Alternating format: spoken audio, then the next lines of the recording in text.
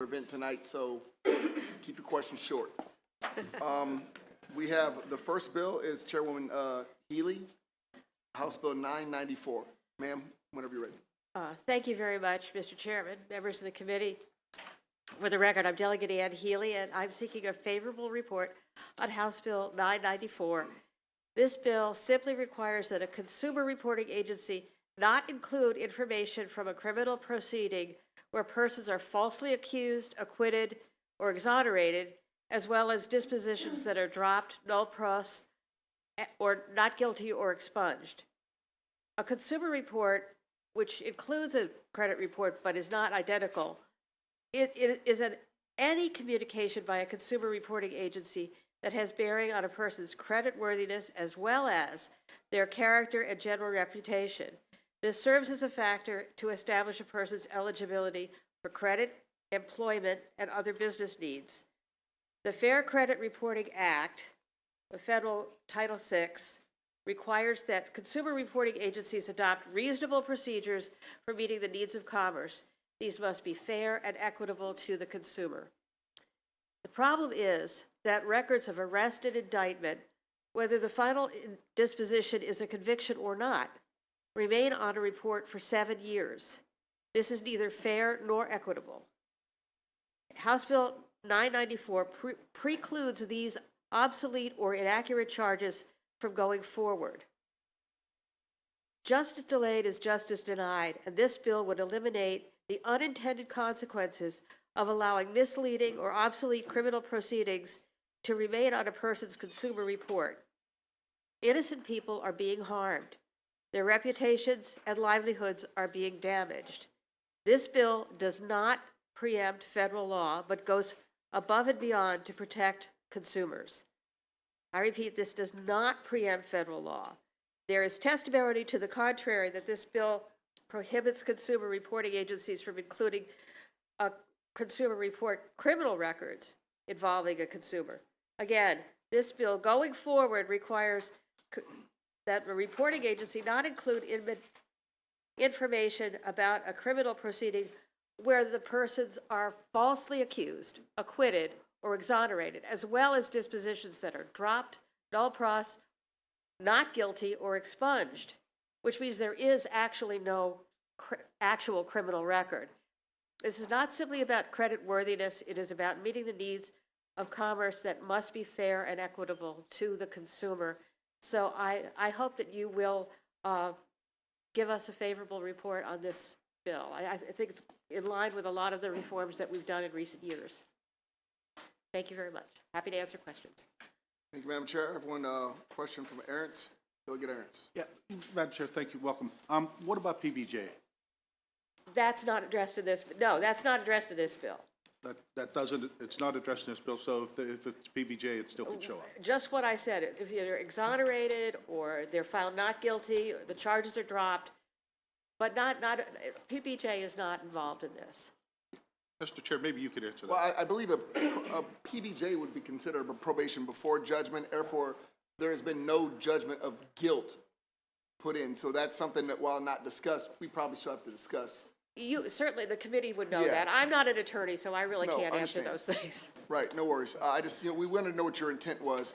And also, I guess, because you said about being falsely accused, and again, I know you're not an attorney, so you just meant that generally, correct? Correct. Okay, because I don't know if there's a disposition for being people that were falsely accused. No, this is just in general. Correct. Gotcha. That's your overall intent. I appreciate it. Thank you. I see one from Delegate Queen. Yeah, thank you, Mr. Chairman. Thank you, Delegate, for bringing this forward. I just have a question, and I don't know this answer, but I'll research it in case you know. Do we have jurisdiction to address what we're talking about the Federal Consumer Protection Agency, like, what's those three names? I forget. But are we talking about those three, those top three? I believe so, but I don't know did that. actually inquire about that before I got the bill drafted, and I asked the bill drafter to look into that, and I think it's, to the best of my knowledge, it's crafted so that it will be something that we can control. Madam Chair, we'll definitely find that out Okay. too, because as far as taking care of the specifics, I understand your intent. Like I said, I know you're not a lawyer, so I don't want to press you with legal questions that we can dig. We've got these evil genius is beside me at all times, so we'll figure out, the specifics, but I want to just make sure we had your intent. Absolutely. Thank you so much. Thank you very much, ma'am. Is that it? That's it. All Thank you. right. Thank you. Have a great afternoon. And you did a spectacular job on the floor today. Thank you. Way to grease the skids on the bill, though. I like that. Next, we have Delegate Fair. I'm here to present an amendment to the Cannabis Reform Bill. I was told to come here. You may begin, sir. Thank you. Chair Wilson, Vice Chair Crosby, and esteemed members of the Economic Matters Committee. For the record, I'm Delegate Chris Fair here today to present HB 999, legislation repealing the requirement for corporations to file reports required in Title 11 of the Tax Property Article before the Maryland State Department of Assessments and Taxation can accept articles of dissolution or issue a certificate of termination to a foreign corporation. This legislation will create greater parity between business entities. Currently, only corporations registered with SSTAT must file past due annual reports and accompanying filing fees before dissolving their company and ending their registration with the department. LLCs, partnerships, and trusts are not subject to this requirement, thus unfairly penalizing corporations. This inequitable burden causes some businesses to refuse to file their dissolution out of fear for being forced to pay past annual report fees. Therefore, the state and local jurisdictions are operating with data that is incorrect, leading to further confusion, fees, and challenges for all parties involved. This bad debt over years creates an undue burden on the staff at SSTAT as they wait until the past due amounts lead to forfeiture. The current law places an undue burden on small businesses that may be struggling financially or may have other valid reasons for wanting to dissolve or terminate their registration with SSTAT. Small businesses often operate with limited resources, and requiring them to pay exorbitant fees to file past due annual reports only adds to their financial woes. This bill helps streamline the process for business owners and empowers staff at SSTAT to inform their local partners of the updated dissolution or termination of the business. I would like to address the small fiscal note in the bill. The Department of Legislative Services did calculate using the worst case scenario of 500 entities no longer filing their annual report. It is important to note that many of these businesses have not and will not fund their annual filing report, meaning much of the tiny lost revenue outlined in that fiscal note will be lost regardless of action on this bill. In summation, by eliminating this requirement, HB 999 will create a level playing field for all businesses in Maryland, eliminate hardship on small businesses wishing to dissolve or terminate their business, create a cleaner list of potential businesses in Maryland, assist counties in better identifying operational versus defunct businesses, and thus creating a more business-friendly environment in Maryland. For these reasons, I urge your support for HB 999 and respectfully request a favorable report. Thank you very much, sir. You may go ahead. Very good. Good afternoon, Chair Wilson, members of the committee. For the record, my name is Stephen J. Clampett, and I'm Associate Director at the Department of Assessments and Taxation. SSTAT strongly supports House Bill 999. This bill eliminates the requirement that active Maryland and non-Maryland corporations file these past due annual reports before filing articles of dissolution or a termination of a foreign corporation qualification with SSTAT. Presently, active corporations registered with SSTAT, unlike LLCs and partnerships, are required to file past due annual reports and accompanying filing fees before closing their registration with the department. Under current law, Maryland and non-Maryland businesses that are LLCs or partnership may close their existence in SSTAT's records without filing past due annual reports, so long as they are not yet forfeited. However, active Maryland and non-Maryland corporations must file all past due annual reports to dissolve or terminate their registration with the department. This can serve as a disincentive for businesses to inform the department when a corporation dissolves or terminates, leading to poor or incomplete data with the department. This bill creates parity between all business types in Maryland statute so that no active business in SSTAT records is required to submit past due annual reports at $300 each. The bill will to properly close the registration with the department. And in creating this parity, the bill will eliminate a potential hardship on small businesses that wish to properly close out with the department by properly dissolving or terminating their registration, but might choose not to do so because of the burdensome fees. For these reasons, SSTAT strongly urges a favorable vote on House Bill 999.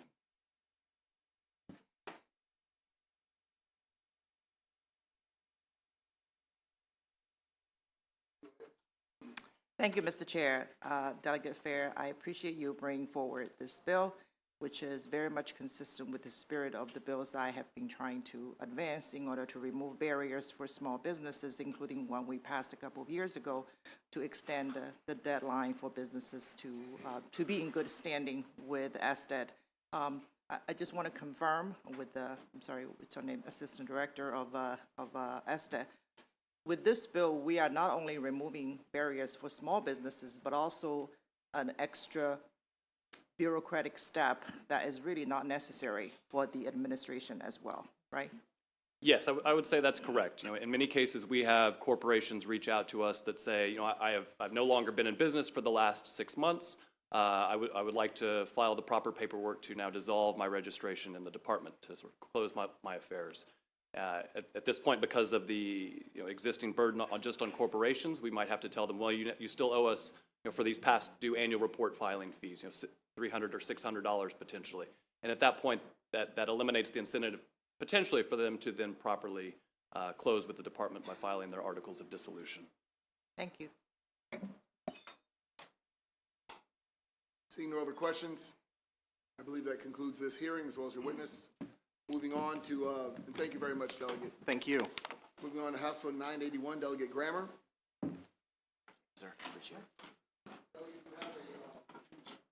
I have two people that should be here remotely. Yep. The other should be Chuck Youngbar.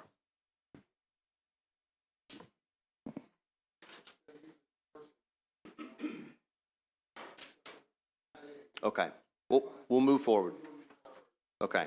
Thank you, Mr. Chair, Mr. Vice Chair, members of the committee. For the record, Delegate Robin Grammer here to present House Bill 981. House Bill 981 requires a limited liability company to include in its articles of organization the name and the address of each member of the limited liability company. In this body, we have discussed the radical problems experienced throughout the Baltimore region with community blight. Much, and I would dare say most of the problem is due to negligent property owners who exploit the legal cloak of the LLC to disappear.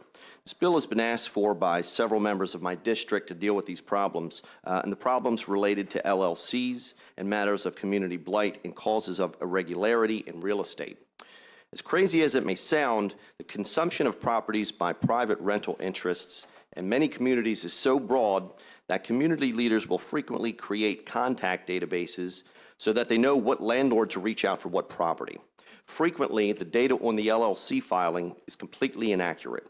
Oftentimes, the owner of the LLC obfuscates most or all of the information on the filing of the articles of organization. This prevents good faith efforts to ask directly for a remediation of the property and to execute local code enforcement. There's also a known problem with the misuse of address information to illegally claim the homestead property tax credit. Incorrect information on the LLC filings also causes problems with titling.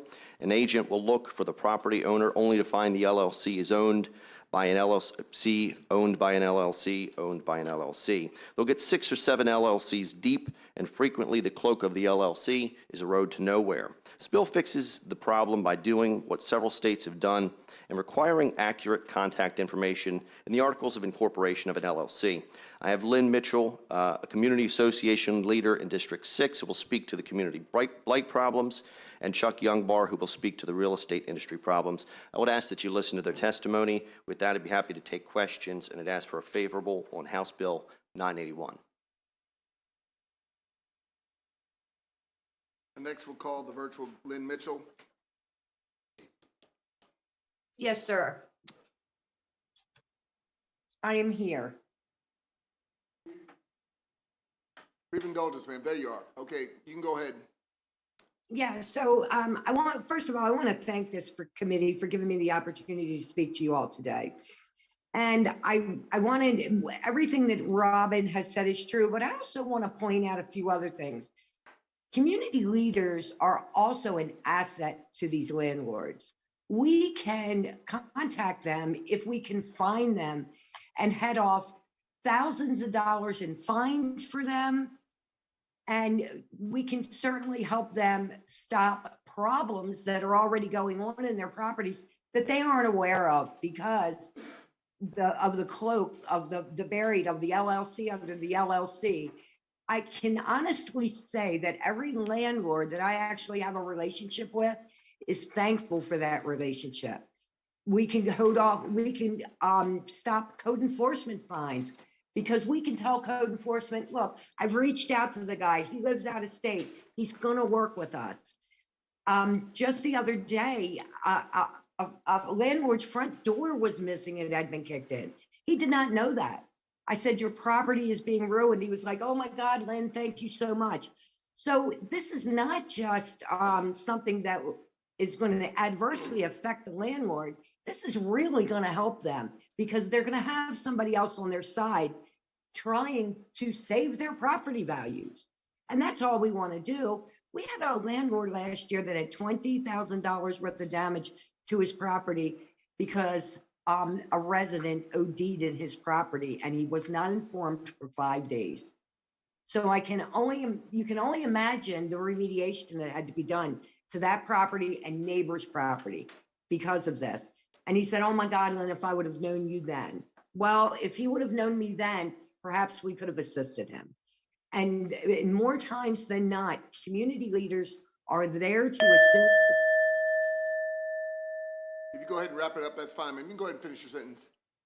Well, and that's what I wanted to say. So, not only do we need this passed for us, whether landlords know it or not, they need this passed for them as well. Thank you all very much. Thank you, ma'am. Seeing no questions. Charles Youngbar.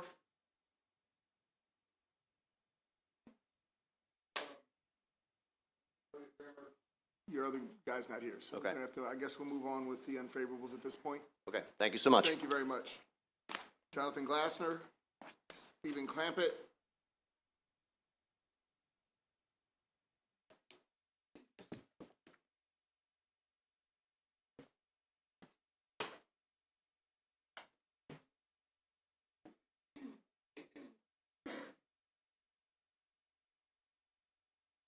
Okay.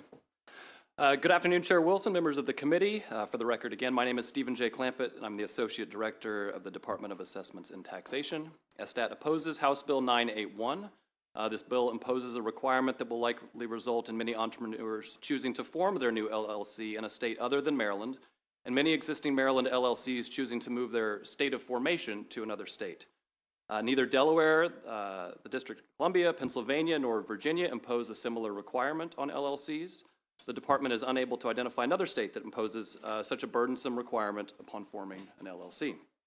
The Business Law Section Council of the Maryland State Bar Association notes, the bill also is unlikely to result in full disclosure of the owners of an LLC. As for a large number of LLCs, the identity of many of its ultimate members is unknown, and the bill does not require an LLC to update its membership information.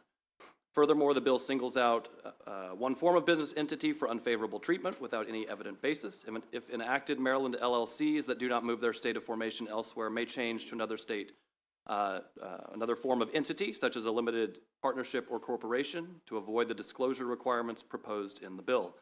For these reasons, ESTAT offers this opposition and urges an unfavorable vote of House Bill 981. Thank you very much, sir. I do have a question. Yes. You heard the good delegate bring the bill. Obviously, I don't think he was just bored. It sounds like he was doing it to try to remediate a problem. And while you're pointing out some, obviously, this is your subject matter area of expertise, some issues with his bill.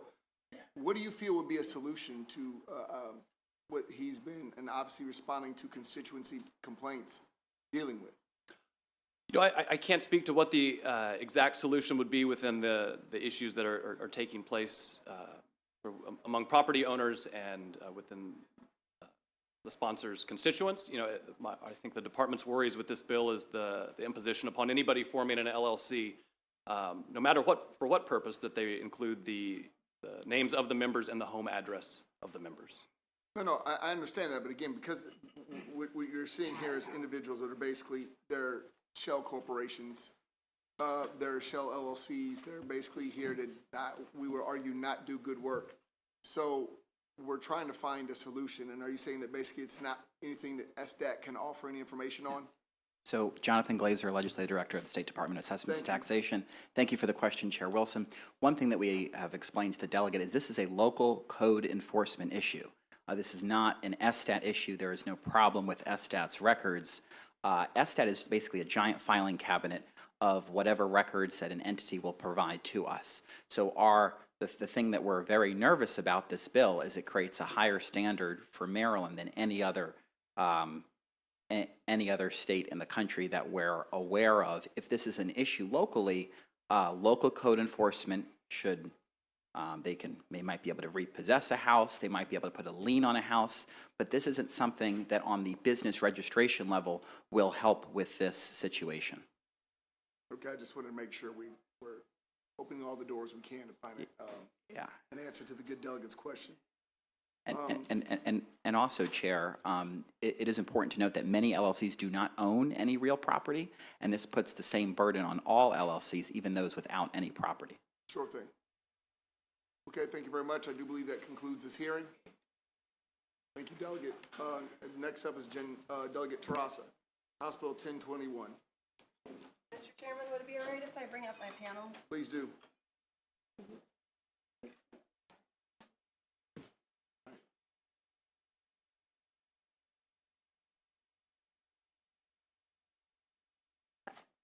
Good afternoon. Chairman Wilson, Vice Chair Crosby, though I don't see him right this moment, but esteemed members of the Economic Matters Committee, thank you for this opportunity to present House Bill 1021, which prohibits the sale and distribution of various types of fluorescent light bulbs. For the record, I'm Delegate Jen Terrasa. For many years, fluorescent lighting was considered more efficient than the alternatives and were preferred for many indoor spaces.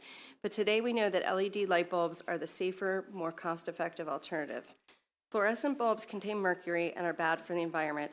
The General Assembly recognized this, the danger of mercury in 2009 with a legislative finding that, among other things, mercury is a persistent and toxic pollutant and bioaccumulates in the environment.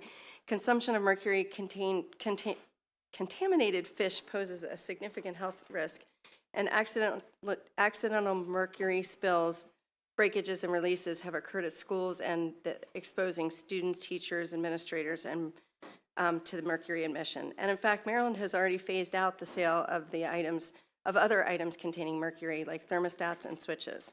And while fluorescent bulbs used to be seen as the most energy efficient, we now have LED bulbs that are much more efficient, in fact, twice as efficient, using half the amount of electricity for the same amount of light and lasting twice as long. The use of LED instead also reduces emissions released by power plants, helping to mitigate ongoing climate change. Fluorescent bulbs pose a personal safety risk, especially for workers. When bulbs break, mercury vapor is released into the air. This creates a significant health hazard to those nearby. Human exposure to mercury can result in nervous system, kidney, and liver damage and impaired childhood development. From a user perspective, you are at risk every time you change or dispose of a mercury bulb. Think about it. What do you do when you change fluorescent bulbs? Have you ever dropped a light bulb? Have you thrown them in the trash? Have they been crushed in the trash, exposing your family to that mercury? From a worker perspective, unlike home customers, they have no choice but about the bulbs they handle. They handle those with whatever their employer supplies. Therefore, those workers who replace bulbs and handle trash containing fluorescent bulbs, like maintenance staff, are exposed to dangerous levels of mercury. Disposing of fluorescent bulbs is particularly complicated because technically they should be disposed of only as hazardous waste. But the reality is that the majority of time these bulbs are used, they're not disposed of properly. They're just put in the trash. That puts trash workers, landfill workers at risk, and also leads to contamination of our waterways as the mercury leaches into the landfill and then trickles down into the rivers and streams. While individual LED bulbs may cost slightly more to purchase than fluorescent bulbs, LED costs far less to operate. In the residential setting, any slight additional cost associated with LEDs is made up for in savings from reduced energy costs from using more efficient option.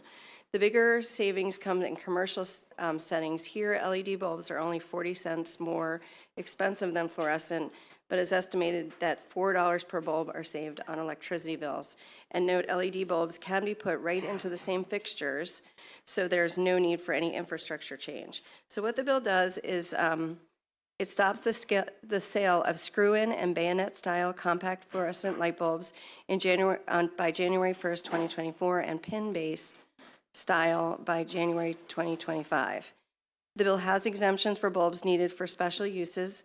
I think we have some of these here, like used copy machines, medical and scientific purposes. Other states, Vermont and California, have already passed similar bans required under this legislation, and other states are considering this.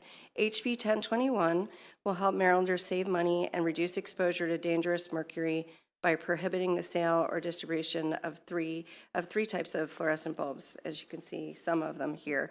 I respectfully urge a favorable report. Madam Chair, my name is Emily Scar. I'm the director of Maryland PIRG, the state consumer group, here in support of HB 1021. This is a simple, common sense bill that will reduce toxic mercury exposure, lower utility bills, and reduce air pollution. As the delegate mentioned, we've already been a leader in Maryland at reducing exposure to mercury through phasing out sales of consumer products containing mercury. LED lighting alternatives are readily available, far superior, and can be easily swapped in, which is why the market and states are moving forward to phase them out. We have two technical experts, I believe, via Zoom, who will speak later, so I'll try to keep it quick. LED lighting has already taken over most of the home lighting marketplace, so that's these squigglies. You don't really see these anymore. It's mostly LED lights that are for sale, although you still see some from overseas that are sold in the U.S. No fluorescent light bulbs are manufactured in the U.S. Where we're seeing the market be slower to correct is in the tube lighting. So I have some samples if you want to see. Those are the tubes that go in basements, in garages, or in office buildings, although it looks like most in the house have been replaced. So the market needs a little push to do the right thing. According to the report, Farewell to Fluorescence, a typical school, for example, could save $5,000 annually by switching out fluorescent to LED lights. And as you can see from the bill, there are exemptions for places where there aren't already readily available LED alternatives, and we are happy to work with the sponsor, and there are a couple additional requests for amendments to figure out if we actually need those to move forward. We'll be happy to work with those folks. So with that, we urge a favorable report. Oh, sorry. All right, good afternoon, members of the committee.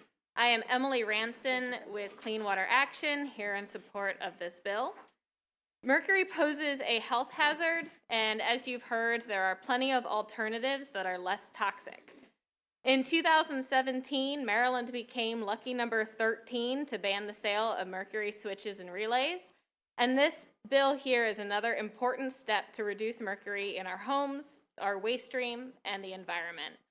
And so for the same reasons why the General Assembly has taken action time and time again to reduce the use of mercury and phase out products that are no longer needed that contain it, we urge a favorable report. Thank you. Thank you so much. Are there any questions for this panel? Delegate Pippi?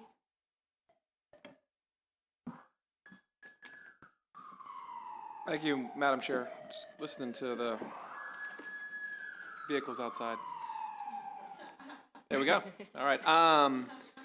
So you had mentioned that if there are reasonable alternatives, let me start. The Alliance for Automotive Innovation states that on some old vehicles, there's no alternative. Is that an amendment that you would consider?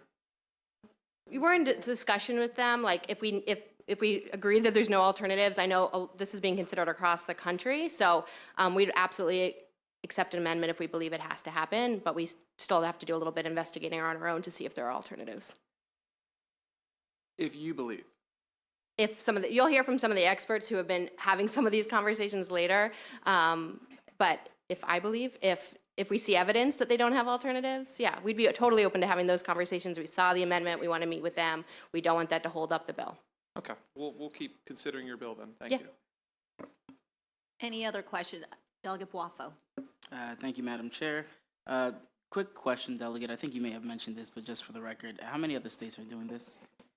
I know of 2 that have already done it and some that are considering. Yeah, I Maybe think you 2 have more passed it information. last year. I know 10 to 13 states are expecting introduction, already have. I think it's on the Oregon House floor.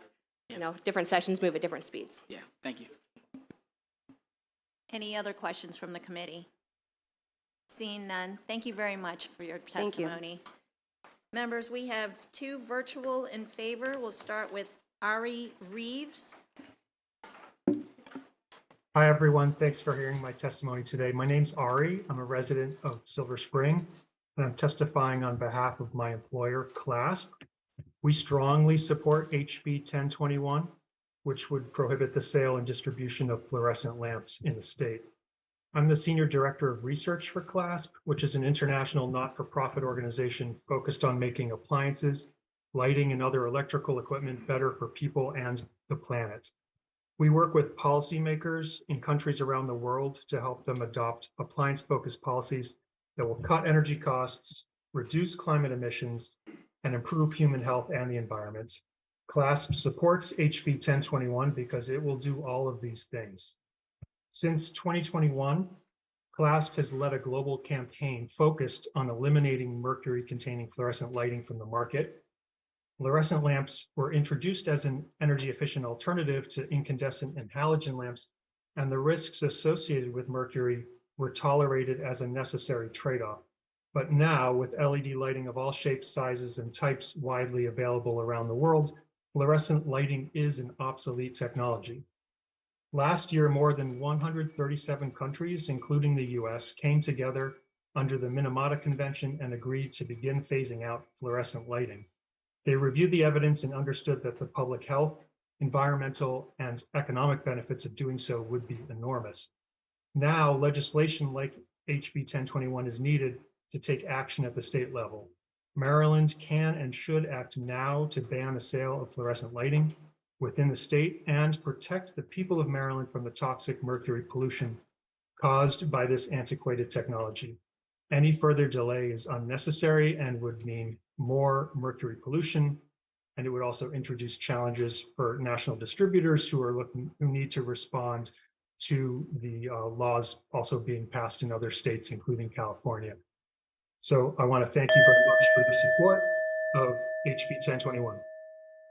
Thank you, Mr. Reeves. Are there any questions from the committee members? Delegate Fisher or Delegate Weifel? I know we often get confused. Thank you, Madam Chair. I had one question. Can you update us on what the status is of the U.S. Outlawing these bulbs or eliminating their sale or production?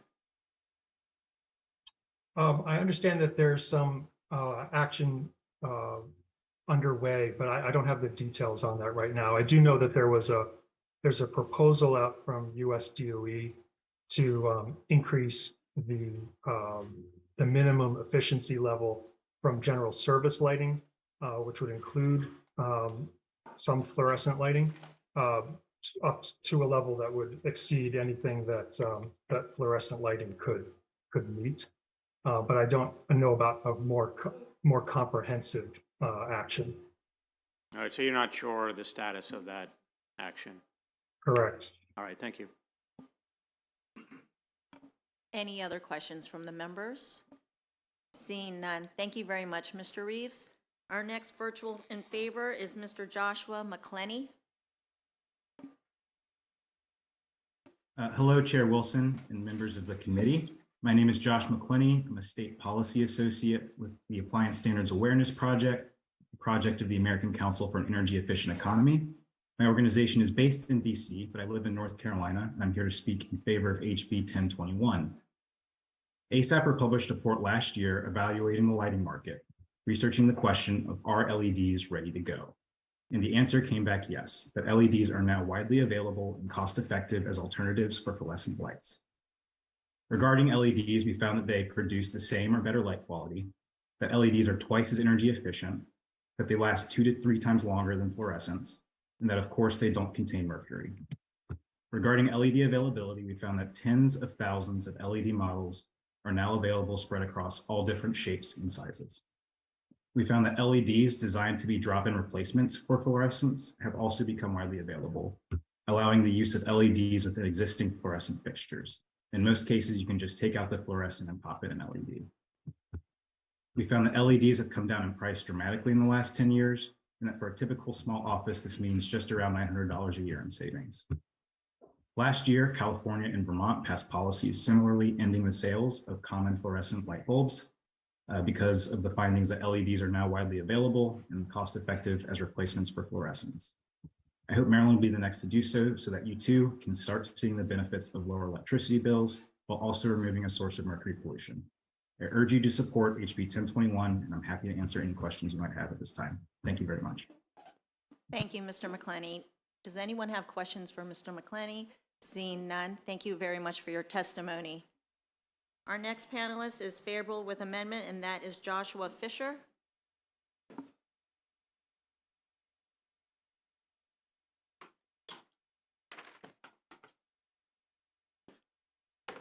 All right, thank you, Madam Chair. Members of the committee, my name is Josh Fisher. I'm here on behalf of the Alliance for Automotive Innovation. We are a trade association representing the vehicle manufacturers, automated vehicle developers, electric vehicle battery producers, and other automotive suppliers. As Delegate Pippy highlighted, we did submit a favorable with a request for amendment to this bill. Now, automakers have phased out the use of fluorescent lamps in newer vehicles. However, previously manufactured vehicles that have been on the road for several years, still use these fluorescent lamps, and there is not a replacement bulb available for these vehicles that have already been manufactured and sold to consumers. So our request for an amendment would address those vehicles that are currently out there, and if these lights should fail, there's no available replacement. Now, we expect the use of these lamps to decrease over time as these older vehicles are removed from the road. That's why we request a favorable with amendments on this bill. Like I mentioned, newer vehicles don't contain these lamps, so going forward, it's not an issue, but this is really an amendment that would address those vehicles that are on the road right now that don't have a suitable replacement available. So thank you for your time and happy to answer any questions. Thank you, Mr. Fisher. Seeing there are no questions, that concludes the testimony on this bill. We will now move on to House Bill 1013. Delegate Weigel.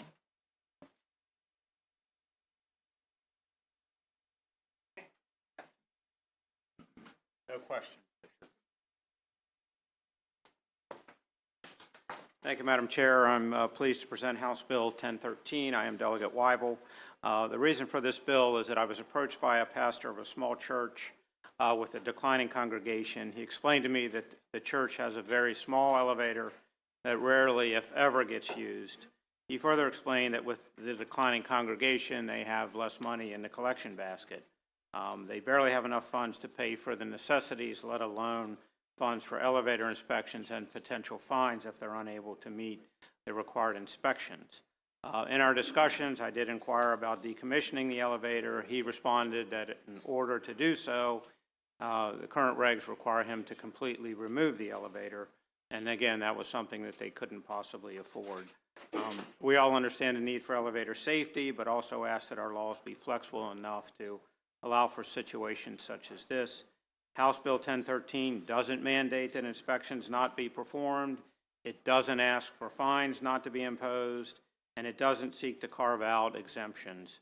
What House Bill 1013 asks is that the Commissioner of Labor and Industry take a look at the issue and develop a policy to assist small nonprofit entities with limited financial resources in complying with the requirements of the public safety article in regards to elevator safety.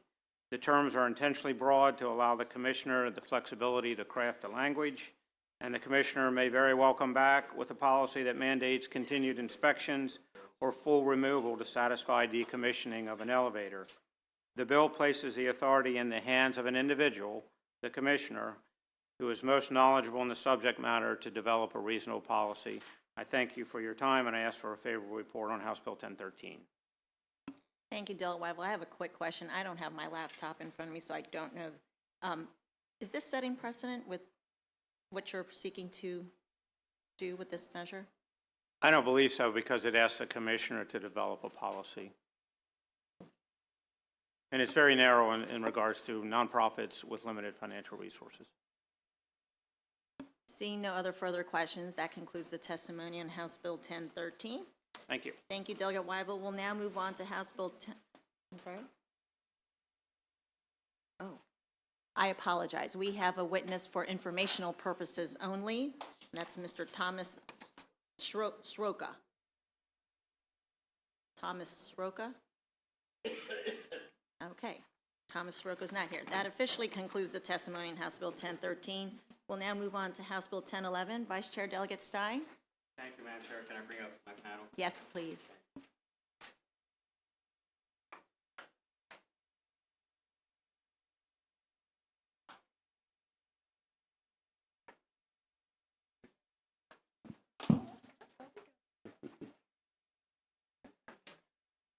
Thank you, Madam Chair and committee members. For the record, Delegate Dana Stein. This bill deals with refrigerants and building codes. The purpose of the bill is to require that our building codes permit the use of climate-friendly refrigerant substitutes, which in this bill would align us with the latest federal regulatory standards. In 2020, Congress passed the American Innovation and Manufacturing Act. It directed the EPA to phase down the production and consumption of hydrofluorocarbons, otherwise known as HFCs. And these are chemicals used in commercial refrigeration, chillers, and stationary air conditioning equipment. They're also a problem because they are a potent greenhouse gas. The Act also directs the EPA to facilitate the transition to next generation, more climate-friendly and efficient alternatives. However, building codes in all the states must be updated to allow for the use of these substitute refrigerants in chillers, air conditioning, and commercial refrigeration. So that's what this bill would do. It clarifies that Maryland building codes cannot prohibit the use of a refrigerant allowed by the EPA. And this will ensure that the phase down of HFCs in Maryland can happen in an orderly and efficient way. Now, MDE has offered an amendment which I've incorporated into the sponsor amendments, which gives MDE the flexibility to adapt to a possible new EPA rule on HFCs. So with that, Mr. Chairman, I urge a favorable report and have a few other witnesses. Fantastic. Christopher Dews with Cornerstone, representing the Air Conditioning, Heating, and Refrigeration Institute. Just here to say a basic me too. I just wanted to highlight really quickly that this is a collaboration of partners here with the Sierra Club, League of Conservation Voters, as well as the Heating and Air Conditioning Contractors of Maryland. So we've got business and the environmental advocates on this as well. This bill is also passed in 22 other states and is about to make moves in Wyoming, Iowa, and South Dakota. And we're currently working on getting this moved in Delaware, Virginia, DC, and New Jersey. So it's bipartisan support in a variety of different states. It's pretty common sense, just lining up Maryland with what's already being done on the federal level. With that, I'm going to pass it over to another witness. Thank you. Good afternoon, Mr. Chair, members of the committee. I'm Mike Nerozzi, Director of Government Affairs for the Air Conditioning, Heating, and Refrigeration Institute. AHRI represents over 330 manufacturers that produce over 90% of the HVAC, refrigeration, and water heating equipment in North America. I want to convey our strong support for House Bill 1011, sponsored by Delegate Stein. This legislation is critical to prepare Maryland for the EPA's upcoming phase down of hydrofluorocarbon-based refrigerants in favor of more efficient and environmentally friendly substitutes. In accordance with federal law, the EPA will begin a 15-year phase down of HFC refrigerants, starting with a 40% reduction in supply on July 1, 2024. Our manufacturers have been preparing and are ready to begin using lower global warming potential refrigerants in new residential and commercial equipment. Many of these new refrigerants are also manufactured here in the United States. In total, the federal transition is estimated to create 33,000 new jobs and shrink U.S. greenhouse gas emissions by the equivalent of 2.4 billion metric tons of carbon dioxide. As everyone has mentioned, it enjoys broad support from industry as well as environmental NGOs, including our friends here today, the League Conservation Voters. The challenge is really this: it's ensuring all 50 state building codes are updated to allow for these new EPA-approved refrigerants, including here in Maryland. It's simply a matter of timing, is why we need legislation. Most states operate on a 3-year building code adoption cycle, which is mismatched with the EPA's phase-down timeline, creating a situation that, if left resolved, could prevent the sale of new HVAC refrigeration equipment in Maryland as soon as next year. So far, 23 states, including New York, Pennsylvania, have passed similar legislation or regulations. Chris had mentioned some other states. Our goal is to get all 50 done by the end of 2023. So in short, this legislation ensures Maryland consumers have continued uninterrupted access to HVAC and refrigeration equipment until the state can adopt the newest 2024 International Construction Code standards.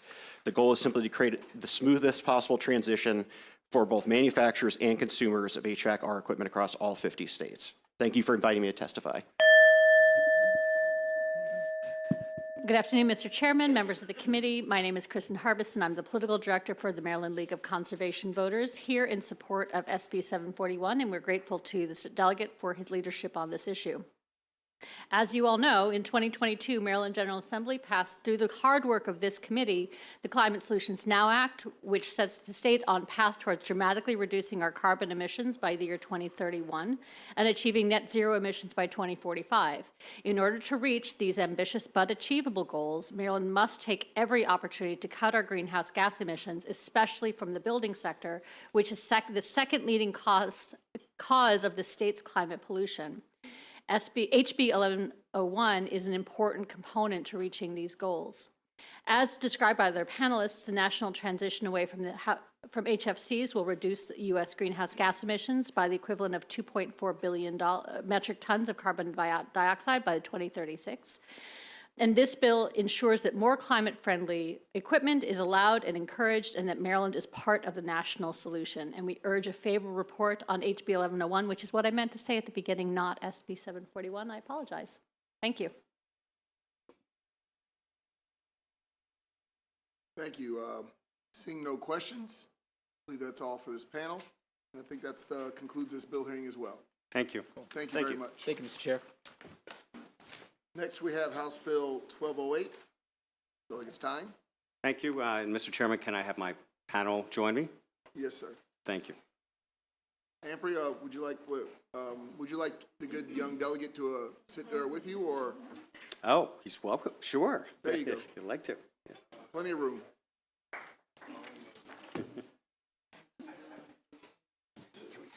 Yeah. I'll sit here. All right, sure. Great. Okay. All right, thank you. All right, Mr. Chairman, committee members, this bill is House Bill 1208, for the record, Delegate Dana Stein. It deals with compensation to car dealers by manufacturers for warranty repairs. And it's a follow-up to a bill that we passed in 2014 and was passed unanimously that dealt with this particular issue of warranty repairs. Our 2014 bill requires vehicle manufacturers to reimburse their dealers for warranty and recall repairs at the same rates that the dealers were charging to retail customers for those repairs. And the law was quite specific. It required vehicle manufacturers to pay for labor. The rate is calculated according to a particular formula that's set out in the bill. And for parts, there's also a particular formula set out in the bill. Now, for nearly 10 years, the bill that we passed back in 2014 worked well with no negative consequences to the auto sales markets. Now, however, there have been instances in which manufacturers are reducing the time allowance for warranty and recall repairs to amounts that are below the industry standard. So the net effect of these changes is that manufacturers are no longer paying retail rates for certain warranty and recall repairs. And in my written testimony, I've got a few examples of situations where, for a particular type of repair, the manufacturer's hourly allowance for that type of repair is significantly below the national retail hourly allowance. So that certainly has a direct impact on the reimbursement to the dealer. So this bill would require the manufacturer to use the same hourly allowances used by the dealer for the dealer's retail repairs, and believe that this is very consistent with the bill that we passed in 2014, and it would close a loophole. And at this point, I'd like to turn things over to the co-sponsor in the bill. I want to simply say me too. I think my colleague covered it all there. So I asked for a favorable report on this bill. Thank you. Good job, Delegate Ampry. Who's next, sir? Go ahead. Mr. Chairman, members of the committee, my name is Peter Kitzmiller. I'm the president of the Maryland Automobile Dealers Association. We represent 300 franchised new car and truck dealers and our 23,000 employees across the state of Maryland here today in support of House Bill 1208. I think the sponsor did an excellent job of explaining back in 2014 the bill that was passed that requires manufacturers to reimburse dealers for warranty repairs at the same rate they receive at retail. For years prior to that, we were being reimbursed significantly less, and the ultimate impact of that, and I think the reason that the bill passed in 2014 was our retail customers were basically subsidizing the manufacturer's warranty costs. And so this bill that was passed in 2014 addressed that. We have seen in the last couple of years a number of the manufacturers significantly reduce the time allowed to complete a job. And so if you stop and think about when you go take your car to get repaired, there's really three components to determine what you're going to pay: the hourly labor rate, how much the parts cost, and how long it's going to take to complete the job. Car dealers and all independent repair shops use nationally recognized guides to determine how much time a particular job is going to take, so we can give the customer an estimate as to what the repair is going to cost. This bill simply allows the dealer to use the time guide, the nationally recognized time guide that they have for retail repairs, for warranty repairs as well. Again, the General Assembly made a decision back in 2014 that dealers were entitled to be compensated exactly the same for warranty repairs as they are at retail. So we think this, again, is entirely consistent with that. One of the things that came up in 2014, probably come up again today, is that, oh, well, this is going to give the dealers a blank check to overcharge the manufacturers for warranty repairs. And that's just not the case. I mean, there is not a more competitive market in this state than automotive retail repairs, non-warranty retail repairs. So with that, I'd ask for a favorable report. Thank you. Thank you, Chair Wilson, members of the committee, for the opportunity to address the bill. My name's Franz Schneiderman. I'm with Consumer Auto Maryland. We're a group that works for safety and fairness and transparency for Maryland drivers and consumers. We support the bill because we think it means fairer compensation for dealers for warranty work, and as a result, it's very likely to mean better access to important warranty repairs for consumers. As Mr. Kitzmiller and Delegate Stein explained, right now, very often manufacturers use unrealistic time calculations as the basis for their compensation for dealers for repair work. As a result, some dealers feel undercompensated for the work, and the experience of some consumers is they have trouble getting the repairs done at some dealerships. Some dealerships seem to be reluctant to, find warranty problems and identify some issues that ought to be addressed, in part because they feel undercompensated for the work. So by requiring fairer calculations for the compensation and prohibiting manufacturers from adding extra fees that, of course, cost dealers even more revenue, should make it easier for consumers to get the warranty work they need from their dealers and improve public safety. So we support the bill. Ask for a favorable report. Thank you. Question for the guy for the dealers. If I am a Ford dealership and I'm working on my products that I sell, am I considered an expert on my product? Yes. Okay, if I am a local mechanic on a corner, maybe any other Firestone or whoever you want to go to, one of those deals, aren't they required to be experts on multiple type vehicles?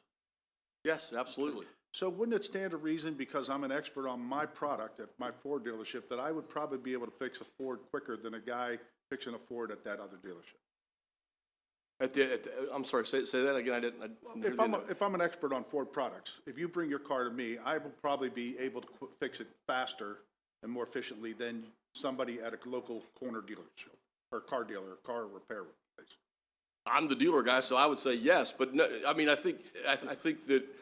I mean, it would not be fair to say that an independent repair shop is not able to fix, a Ford or a Toyota in a timely fashion. Okay. I was just wondering, because I would think if I'm a dealer, it would be cheaper for me to fix a Ford car than it would be to fix a Jaguar, let's say. It's actually, warranty work for a dealership is probably, from an expense standpoint, more expensive, because we actually have to have, some dealerships have one, some have two or three dedicated employees just to make sure we're doing all the warranty procedures and paperwork correctly so that we get reimbursed. So actually warranty repairs end up costing. Isn't that one of the perks, though, of being a dealer, having a Ford dealership, being an authorized Ford dealer or Chevy dealer, whatever? That's a perk, isn't it? I mean, not everybody can I be don't think it's a Chevy. perk. It's part of being a dealer, but. Okay, I think I got the question answered. Thank you, Mr. Chairman. Thank you, and I guess I'll have to follow up. It's my understanding, though, that the bill is basically saying there's like, let's say, replacing an engine. If there's an industry standard as to the number of hours it would take a competent technician to replace an engine. And it's my understanding that what you're saying is that the industry is not allowing that even industry standard. The auto manufacturers are not paying for the industry standard. Not that you have some guy who doesn't know a lot about Fords stumbling his way through, but basically that there's an industry standard for how long it takes to replace a Ford engine. And a competent Ford mechanic would be expected to do it around that time. You're saying, to my understanding, that the auto manufacturers are not giving the industry standard as far as amount of time it would take to replace a Ford engine by a competent Ford dealer or Ford mechanic. That is correct, yes. Okay, thank you. Delegate Weibel. Thank you, Mr. Chairman. So right now, the labor guides are selected by the manufacturer, correct?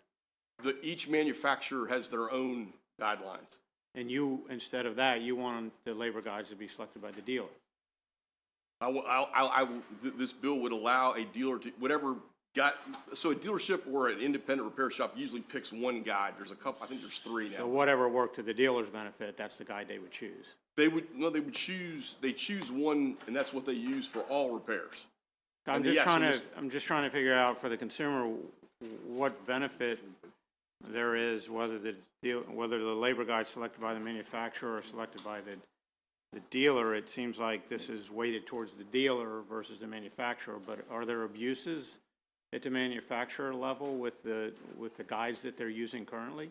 Yes, I mean, in our opinion, for example, the chairman these mentioned. These are standard labor guides, so how are they abusing those? So, to the chairman's example, and this is in written testimony, an engine replacement, the national hourly allowance on these guides, the average is 26.6 hours to do an engine replacement. The average manufacturer is allowing 15.9 hours to do the same. Using what guide, though? Because the fiscal note says that they're using a labor guide. Is it their own labor guide, yes, or a guide that's standardized in the industry? No, it's a very good question. So Toyota has their own guide. I mean, has their own standard. Hyundai has their own standard. Chevrolet has their own standard. Okay, thank you. All right, seeing no questions, did everybody go? Mr. Chairman. All right, go ahead. There's a lot of you. I can keep this really quick. Hello, Mr. Vice Chair and members of the committee. My name is Isadora Stern. I am a policy manager with Economic Action Maryland, which is a statewide nonprofit that works to expand economic justice and equity across Maryland through our direct service, our research, education, and our advocacy. Me too, to many of the points that have already been made, and I just want to emphasize that this bill would help consumers get the repairs done that they need. This incentivizes dealers to timely identify warranty work that needs to be done and actually do those repairs, ensuring that consumers can get on the road with the repairs that they need to operate their cars safely. So thank you for your time, and I urge a favorable report. Did you go, Mike? I All haven't. right. Mr. Chairman, I'll be quick. I'm Mike Johansson on behalf of the Washington Area New Auto Dealers Association. So obviously we support the bill. Manufacturers are going to say, well, this is going to result in paying dealers differently for the same repair job. Already, they have to pay each individual dealer's labor rate by hour. It's set by dealer based on 100 average orders. Already, they have to pay each dealer's parts markup, which is set by each individual dealer. All this is saying is you have to pay the same number of hours that the dealer charges its retail customers. And why is that so important? Because the retail side is competitive. These repairs that aren't warranty and recall work can be done at any dealer, any auto repair shop. Anyone who wants to replace a Toyota engine can, and they use a standard industry guide, whether it's Chilton's, ALLDATA, or one of these others. And the dealer uses a similar guide like that for all of its retail work. And what happens when a manufacturer doesn't pay their fair share because they cut the number of hours, then the burden of that reduction, the manufacturer gets a benefit, and it gets pushed to the retail sector. So this bill actually helps the consumers because there's no cost shift. Thank you. Thank you. Seeing no questions, that concludes this panel. We'll now go to the unfavorable. In person, I have Josh Fisher, Bill Kress, Paul Tabruzzi, Christopher Grimaldi. And that's it.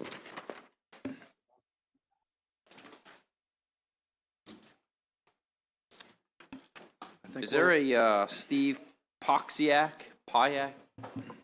Oh, he's, okay. All right, go ahead. All right, Mr. Chairman, members of the committee, again, my name is Josh Fisher here on behalf of the Alliance for Automotive Innovation. We are, again, a trade association representing auto manufacturers that have franchise dealers. We are here to request an unfavorable report on House Bill 1208. The bill, based on our estimates that our members have provided us, will cost an extra $50 to $84 million a year for warranty work in Maryland because it wants to use these overly generous third-party time guides. Auto manufacturers produce their own time guides. They don't just create them or buy them from somebody else. They do rigorous studies in a lab that are favorable to the dealer. They don't use the special tools that dealers have. They build in time for smoke breaks, bathroom breaks, lunch breaks, things like that. So to say that the manufacturers are creating these guides, to disadvantage the dealers doesn't make sense. Our members want their dealers to make money. They need their dealers to help consumers with their warranty. I'm a little confused that the proponents were saying that they're not doing that right now, that they are taking longer to do warranty work. That doesn't make a lot of sense to us. And I don't know why we need to encourage them by allowing them to charge more to the manufacturer by use of these third-party time guides. Like I said, the manufacturer produces their time guide in a lab with vehicles that they produce. The third-party time guides are taken by these companies, and they take the manufacturer's time guide and they just round up.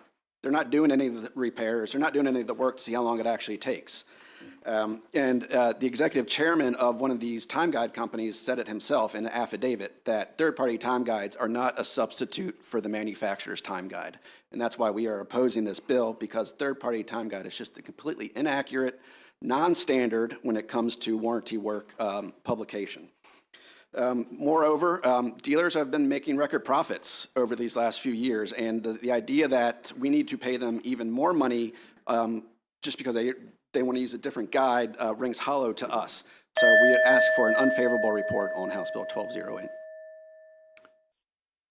Mr. Chairman, members of the committee, I'm Paul Taberzi. I'm a lawyer from Baltimore. I represent General Motors. And let me begin with a philosophical point. It's my honor to go back with this committee many years on these issues.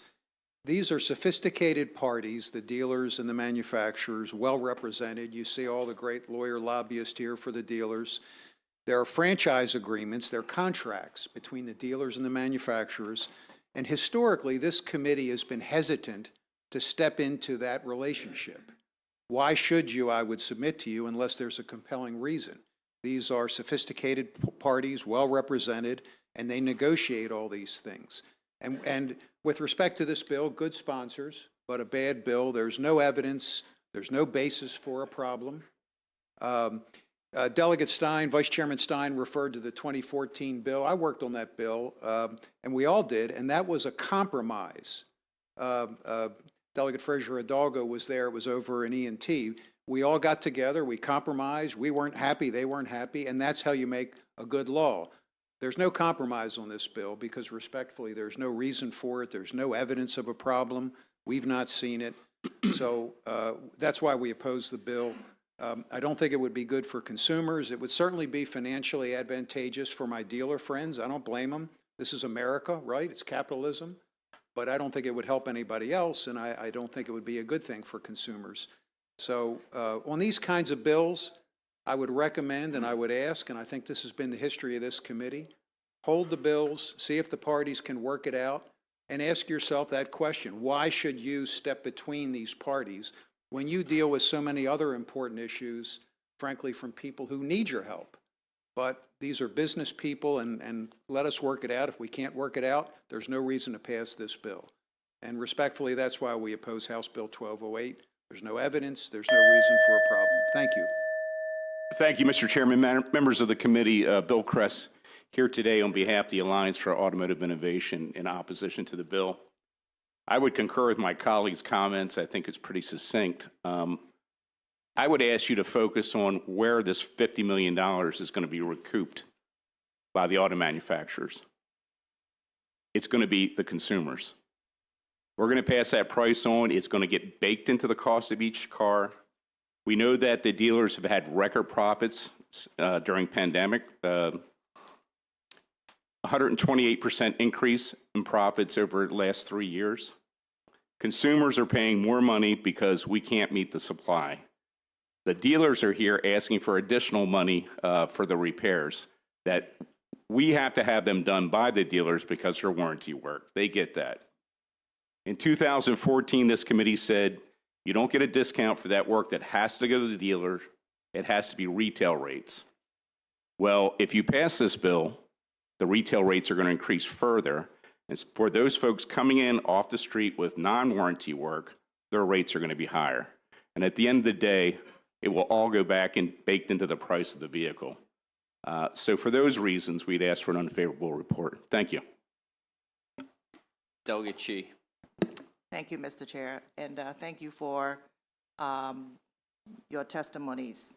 I think our committee can always take pride in how prudent we are in evaluating the merit of each bill, but putting aside the arguments which I can see on both sides, I just want to say I do have a problem with the argument that just because this is a commerce issue, this is a negotiation between two parties, the government should just take a step back, because the government routinely regulates, issues between two business entities in the name of protecting, in the name of one, ensuring fair market play, right? And two, ensuring consumer protection. And that is our job, okay?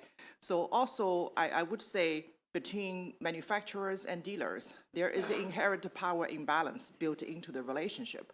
I mean, who drafts these agreements? Just like between landlords and tenants, right? Oftentimes, it is the well-funded manufacturers that draft these agreements that the local dealers just don't have the options of opting out of certain provisions.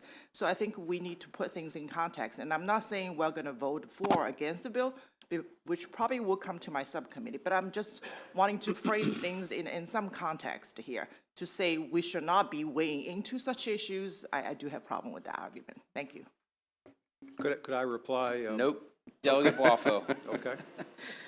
Thank you, Mr. Vice Chair. I agree with Delegate Chi in her skepticism when anyone comes and says that, don't look over here, there's no problem, let two parties negotiate, yet the party that you're supposed to be negotiating with is on the other side of the issue, right?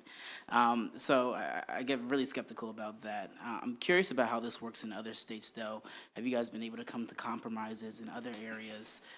Because it seems like you're not able to here in Maryland. Yeah, thank you for the question, Delegate. Yeah, there have been several examples. This type of bill is the small minority of types of ways that warranty reimbursement is handled in states. The overwhelming majority is the retail warranty reimbursement, which Maryland has right now, and seemingly works fairly well across the country. In California, then Governor Jerry Brown vetoed a bill with similar provisions as House Bill 208 because he was concerned about the increased cost to consumers. And the following year, we were able to reach a compromise with the California new car dealers that talked about improving the process for a dealer to request more time from a manufacturer. Manufacturers currently do have processes in place if a technician goes to the dealer service manager and says, hey, this repair is taking more time for whatever reason, right? And then that service manager can contact the manufacturer and say, hey, we've got an issue, can we get some more time here? But what we did is codify that in California. So yeah, that would be an example of language that would be, a compromise. Thank you, Mr. Chair. If I may, not necessarily a question. Happy to talk to you guys offline more in depth about this. But one of the things someone said in their testimony, I believe it was you, sir, was regardless, even if this were to pass hypothetically, the price will get passed on to consumers. And now you're saying that, not having this bill, the price gets passed on to the consumers either way, right? So happy to talk to you offline a little bit more about that, but it's a little bit of an oxymoron in what you just said. Delegate Pippi.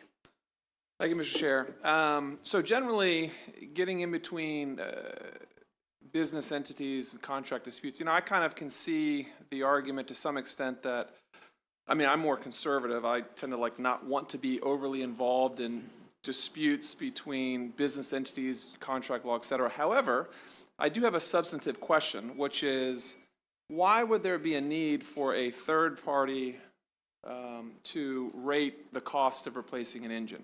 Is there sentiment among the retail dealers that the money that's being reimbursed is inadequate? I think our position is there's no reason to do that. That, as was made earlier, each manufacturer has different processes. They're working well. So we don't see a reason to have a third party, but that's what the bill does. And the bill says a third-party guide selected by a dealer, no offense, so they get to pick the guide. It's very unfair. May I add to that? Sure. There are appropriate uses for third-party time guides, and it was kind of alluded to earlier for the independent repair shops who, if you're a Honda dealer, you're working on Accords and Civics day after day, and you have special tools from the manufacturer and you have special training from the manufacturer. So that's why we feel that the OEM time guide makes sense in the dealer space. Now you have independent repair shops who they'll take any vehicle a customer brings in, and they don't have the special tools and they don't have the special training from the manufacturer, so they use the third-party time guide because it's an estimate, and they say, hey, customer, we're using this guide, we're estimating what this is going to cost you. Insurers also use them with repair shops for collision repair. Those are the instances where third-party time guides have traditionally been used because it's a totally different ballgame from warranty work. So, sure. So, listen, at the end of the day, franchise laws or state laws, and here we are, right? But you have a new car that breaks. Someone brings it to the dealer to get repaired. It's being repaired by a factory-certified technician. And the question is the money that's being reimbursed to the retail dealer enough to cover what it costs under that agreement that you have? So, if every dealer says it's just not enough, you're giving us $3,000, it costs us $4,000 to replace this engine, there's the issue. Now, look, whether that gets into whether we should infringe on contract law, that's a separate question, what I'm asking. I'm just asking, is the money enough to cover those repairs? Yeah, and I'm glad you asked that. And we surveyed our manufacturer members, and based on data provided by 9 manufacturers, they analyzed their dealers' financial statements on warranty work and found that the average gross profit margin for warranty work is 78% for dealers. I think a 78% gross profit is enough. Okay. I think a lot of businesses would kill for 78% gross profit margin. So your position is that it's enough, like the money that's reimbursed per your initial agreement to repair these. You built the machines. Your manufacturers built these machines. I'm sure you know how to repair them, et cetera. And the money that you've set aside to replace or whatever is enough to cover it. Well, and I think it's important to remember, as Peter stated, that the rate, the hourly rate, the dealer is being reimbursed that same hourly rate for warranty work and retail work. It's the timing that they're saying doesn't match up. And so if you have, if the OEM guide says an engine replacement is 15 hours, that's because the manufacturer has done that work in their lab, timed it without using the special tools, and building in that extra time. So it's not a question of how much the dealer is getting reimbursed per hour, because they're getting the same for warranty work and retail work per hour. It's the time that the repair takes. Sure. So that's where you get the difference, and is it enough? So yeah, our position is that the OEM time guides are accurate. The publishers of the third-party time guide said they are not a replacement for the OEM time guide, and the hourly reimbursement is the same for retail and warranty Sure, work. and Mr. Chair, this is my last question, I apologize. Today we had a floor session, it was probably supposed to be an hour, but we kept them there for like 4 hours, so sometimes things go over.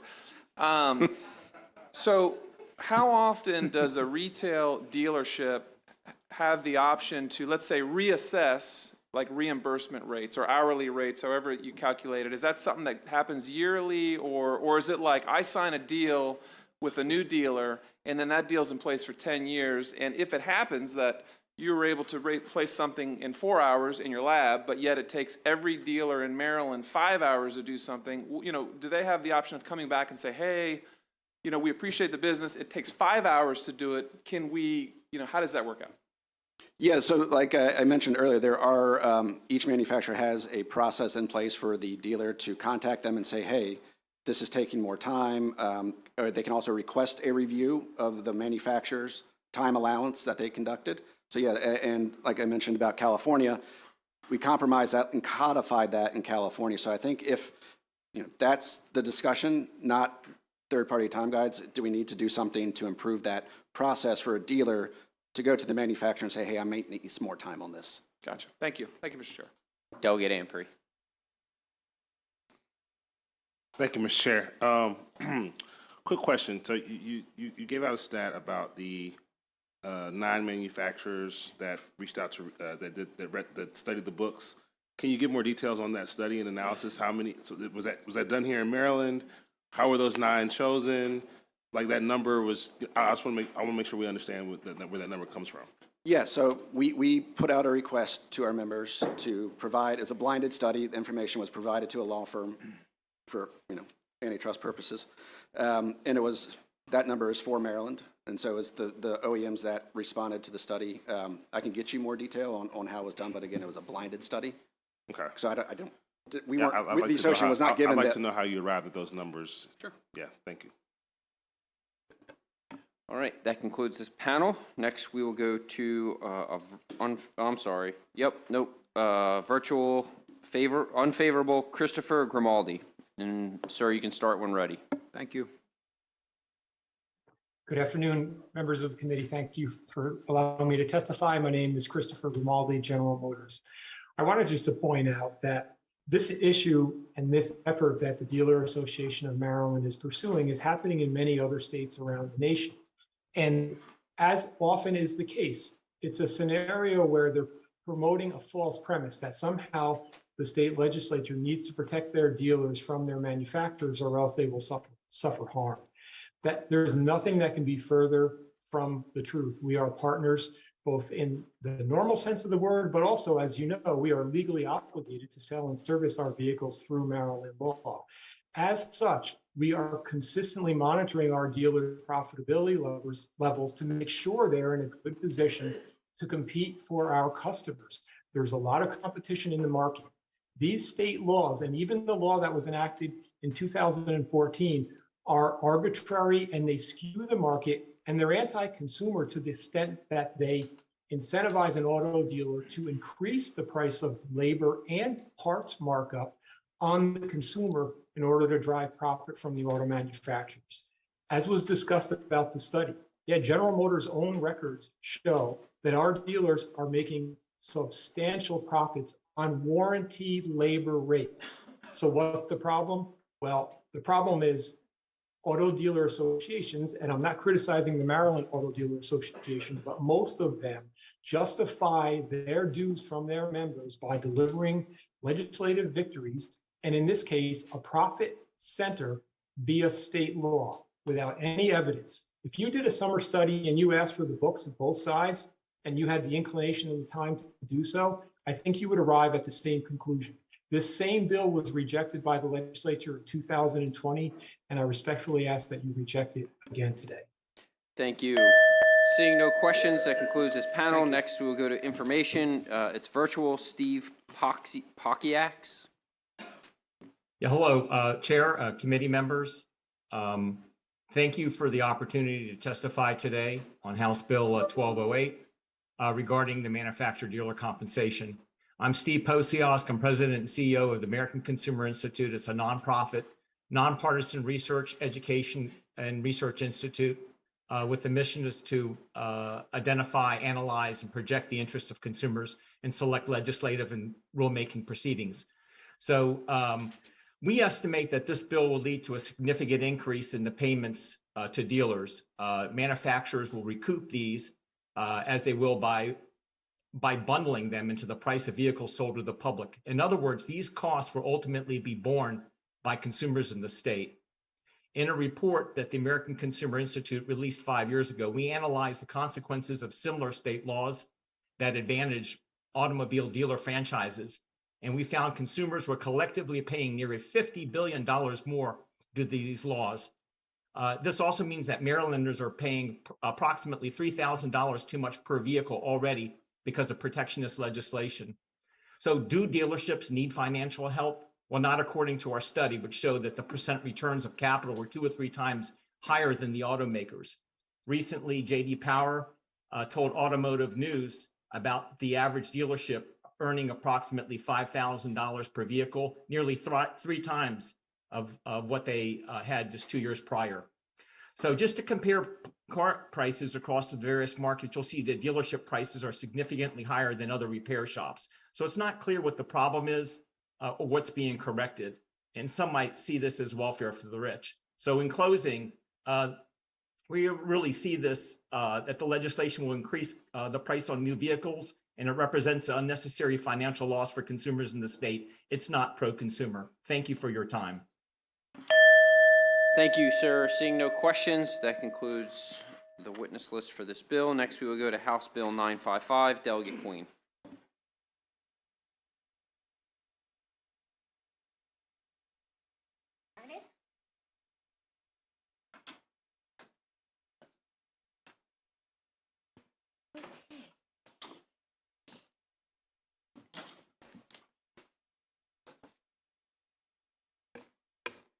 Good afternoon.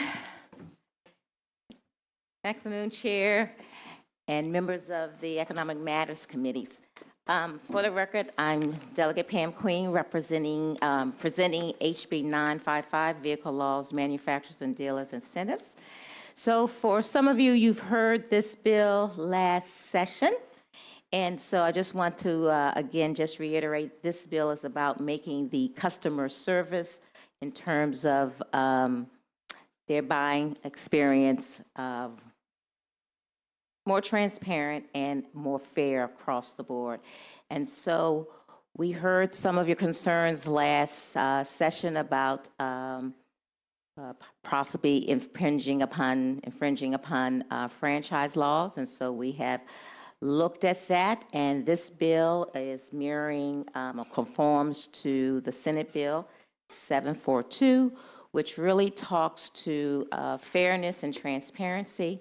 And we are looking at standard language that already regulates manufacturers and their dealers already in our Transportation Code, Section 15207, that talks to being fair and reasonable and equitable as we assess performance standards for dealers, and also as we address any rebates, cash incentives, and promotion that is based on the sale of an individual vehicle, that it must be reasonable considering all existing circumstances. So again, we're looking at language that has been used in Pennsylvania for over 20 years, and language that is in our neighboring state, Virginia, also New York and Utah, in terms of making our laws similar in terms of equitable car distribution.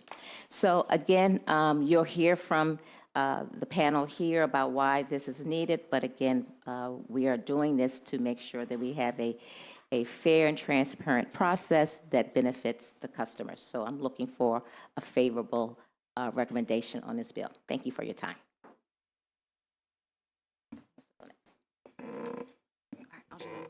Mr. Vice Chair, members of the committee, Alex Shaw with Compass Government Relations, here today to testify in favor of House Bill 955 with the amendments that the sponsor mentioned. So as she explained, this bill was drafted in the posture that it was introduced last year. And based on some of the concerns that we've heard, we have really pared it down, and the bill that will be before you with the sponsor amendments simply says that the way that a manufacturer allocates its vehicles to dealers needs to be fair and reasonable. It's really simple, straightforward. It's not prescriptive, so it doesn't say, hey, manufacturer, you must allocate X number of vehicles to a dealer in Talbot County, and you must allocate X amount of vehicles to a dealer in Montgomery County. It just says that that process needs to be fair and reasonable. Our hope is that with the passage of this legislation, that it allows dealers to have a better sense of what they are receiving, and moreover allows consumers to have better access to the vehicle of their choice closer to home. So with that, I would urge a favorable report on House Bill 955. Thank you. Good afternoon, committee. My name is Rob Smith, and I'm with the Fitzgerald Automotive family, and I've been there about 34 years. And we're now an employee-owned company, as a matter of fact, as of February 1st. Pretty exciting news. Very clearly stated, this is consumer protection. This is actually to make sure that consumers can get the cars they want at the dealer near them. Just give you a couple of examples. In last year, I was expected to sell 121 electric vehicles from one manufacturer. They shipped me 17. I can't explain why. With this bill, I would be able to find out why. I managed to sell 19 because I managed to get another dealer to give me 2 by trading something else. But I can't meet their standard of 121 if I only have that. And I don't want to say it's because of the chip shortage. There's another manufacturer, and this had to do with pickup trucks, from 2019, 2020, and 21. They shipped me 50% of the expected truck sales I was supposed to have, but a neighboring dealer across the line in Pennsylvania had 4 times the amount. So I don't understand the black box that they have. As I mentioned, as Delegate Chi mentioned, there's an imbalance of the power, so we're certainly grateful for the intervention of the there's only one place I can buy Chevrolets. It's from Chevrolet. I can't go to another vendor and go pick that place to buy the brand. So there's the negotiation is very limited of what I'm able to do. So with that, I urge for a favorable review, and I'm here to answer questions. Thank you. For the record, it's Franz Schneiderman, Consumer Auto. Thank you for the opportunity to address the bill. The bill is simply about fair car supplies, fairness and transparency in the way cars are supplied to dealers around the state and thus made available to consumers around the state. It doesn't prescribe that manufacturers do with it in a certain way, but it does require that they have a reasonable and fair system that they can explain. And when people like Rob ask them why they're not getting the cars, they expect they could at least give them a rational explanation for that. As we've talked about here many times, and as Delegate Chi helpfully explained earlier, there are a whole series of benefits, that rebates, incentives, other things that consumers get from manufacturers through their dealers. And we have, as every state has, a body of law that regulates that to make sure that is done fairly, both to protect the small businesses and, more importantly, from my perspective, to protect consumers and make sure they have access to, fair benefits, including fair car supplies. Unfortunately, currently, we don't have the same kind of rules about the way the cars are supplied that we have for other benefits. This bill just takes the same kind of language about fair and reasonable standards available to all dealers. That language exists throughout the code for all these other benefits. It just applies the same kind of language to the supplies of cars around the state.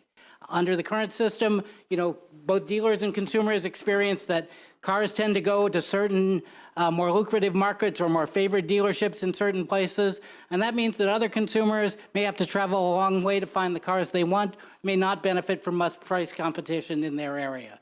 Pennsylvania has had the same language in its code for many years. Virginia and New York have similar language.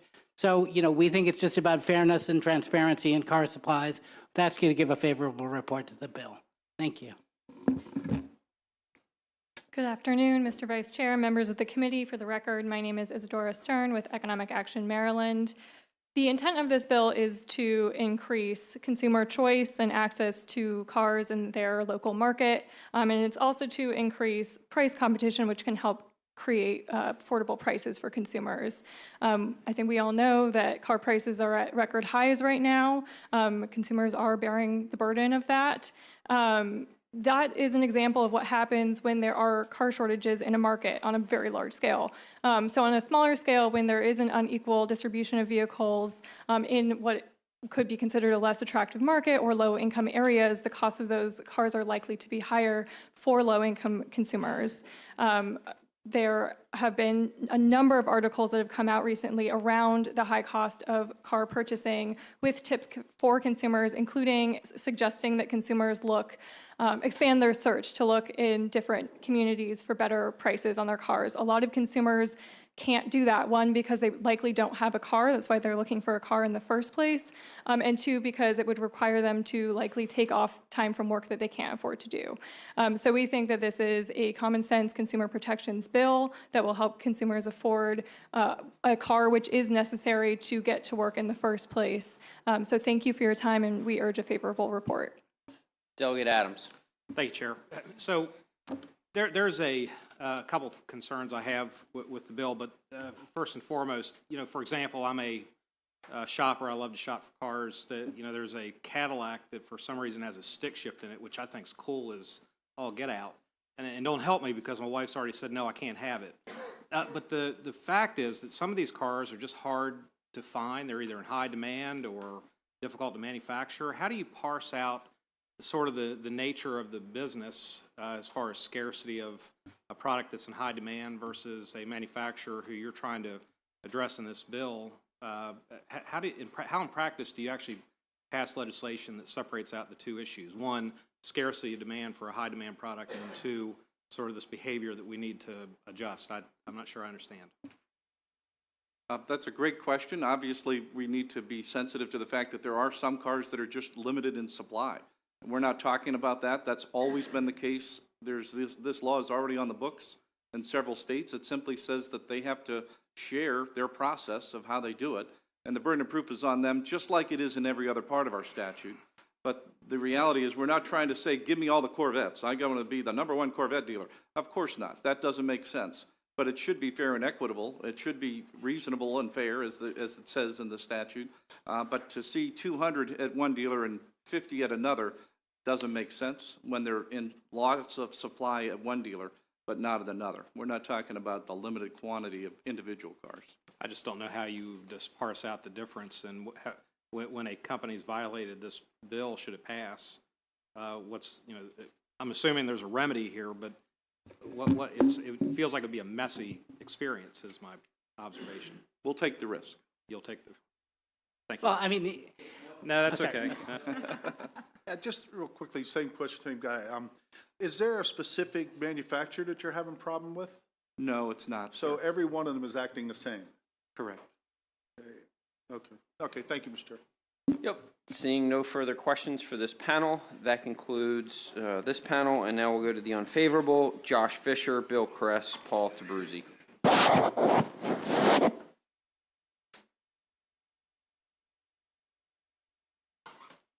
And start when ready. Thank you. Mr. Fisher will lead off. Thank you, Chair. Mr. Chair, members of the committee, Josh Fisher again for the record on behalf of the Alliance for Automotive Innovation. We always try to address concerns among the dealer groups prior to the start of every legislative session. And as was mentioned on the prior panel, the same bill came before the General Assembly last year and was defeated, which we agreed with.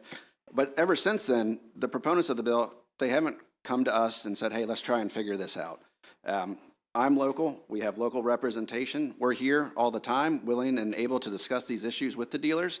However, they just come back year after year and throw in the same stuff against the wall and see what sticks. If there are real issues, we certainly want to sit down with them and work to address them. We can't always promise that we're going to work it out with the dealers, but we do our best. So I think we're just a little frustrated in the sense that they keep saying the same issue happens year after year, but they never come to us and try and actually work it out. It was mentioned that all this does is create a presumption that our manufacturers are acting unreasonable, which, while it might be sprinkled throughout the franchise code, I think we still take offense that for some reason our members are unreasonably running their business. That's the presumption that the state law prefers to take, so I think we have a problem with that. And really, it's the presumption language, that third paragraph at the end of the bill, that's the real issue. All it's going to do is just lead to needless litigation and discovery attempts from the dealers to probe and seek out what the manufacturers are doing. Obviously, not every dealer is going to get every vehicle they want. Some of them are limited production vehicles. There just aren't enough to go around. We're also, over the last 3 years, down on about 9 million units throughout the industry. It's been about 3 years since all production in North America was shut down for 2 months, so there's some longer lasting effects due to that in terms of vehicle availability. But again, if there are real issues here, we are willing to sit down and discuss it with the other side, but we haven't heard it from them directly, so until we actually know what the real issue is here, we're requesting an unfavorable report from the committee. Thank you. Thank you, Chair, members of the committee. I'm Paul Taberzi. I'm an attorney for General Motors, strongly opposed to the bill. I do respectfully appreciate Delegate Queen's sponsor's amendment because it takes out one part of the bill to which we object. We appreciate that. The other part of the bill we do also oppose, and this committee rejected it last year. And let me begin with Delegate Adams's point. I'm a lawyer. You know what's going to happen if this bill becomes law? It's going to be great for lawyers. They're going to run to court. We're going to be fighting in court. And you're going to have language in here saying fair and reasonable. Does anybody really know what fair and reasonable means? You know, I know it when I see it. Was that one of the justices? I forget which one. Delegate Amber, you're a good lawyer, but fair and reasonable? Lawyers will be fighting for years about what that means. So to Delegate Adams's point, what's going to happen? We'll be in court. Let's be honest. This is a bill primarily supported by Jack Fitzgerald, you know, very successful and had a great year last year, made a lot of money, well represented. He would love to sort of wrestle with us, and that's what's going to happen. We'd be in court. Also, as a lawyer, look at page 2, lines 18 to 20. Page 2, lines 18 to 20. I've never seen anything like this in the jurisprudence with which I've dealt. The burden of proof is on us, and we would be the defendant, by the way. They would run into court, they would sue us, they'd be well represented.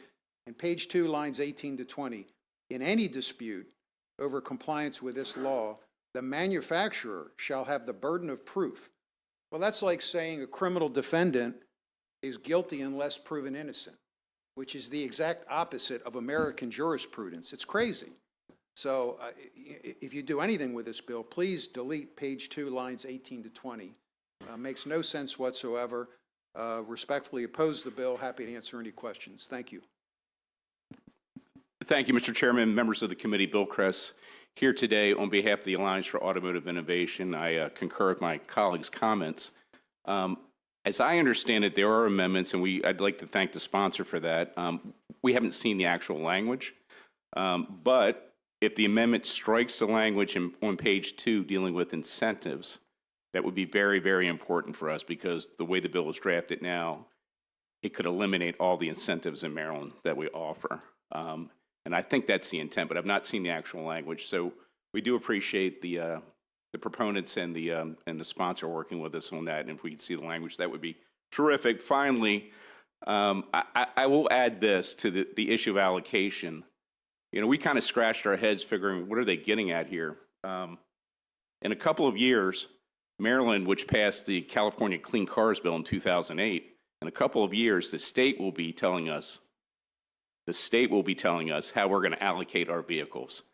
So we're going to have 30, I think it starts off at 37% electric vehicles, then goes to 40 and change, and then 51%.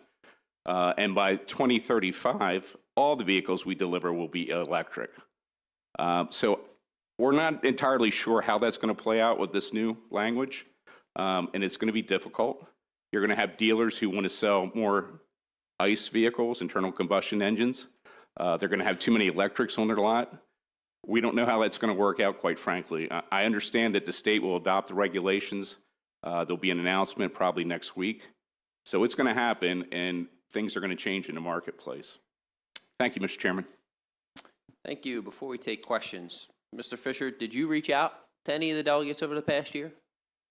I was referring to Fitzgerald's camp, not the sponsor of the bill. Well, it came across as, you know, the sponsor should be reaching out to you. And so, you know, if you assume that the bill is coming every year, and it comes every year, you could just as easily find an office, whether it's the previous bill sponsor, or you could work with anybody on the committee to find out who, if anyone, may be presenting the bills. But it's not our responsibility to come to you. So, just to make that clear. Delegate Frazier-Hidalgo. Two questions. One was more of a statement, which was pretty much what the vice chair said, and that is on 3 occasions you had mentioned that. So it would be interesting to know, or working with the dealers to make sure that you guys are actually communicating as opposed to not. But that's neither here nor there. I guess my big question would be, and I know there's probably a lot of complicated reasons why this happens, but Rob Smith mentioned that, I forget the exact numbers, 50 to 200 vehicles, and one in Pennsylvania got 200 vehicles. One dealership in Pennsylvania got 200 vehicles. They got 50 vehicles. They were allocated. They got 19 electric vehicles. And I don't know, this is kind of for everybody. Is there any speculation as to why there was so many vehicles promised but yet not delivered?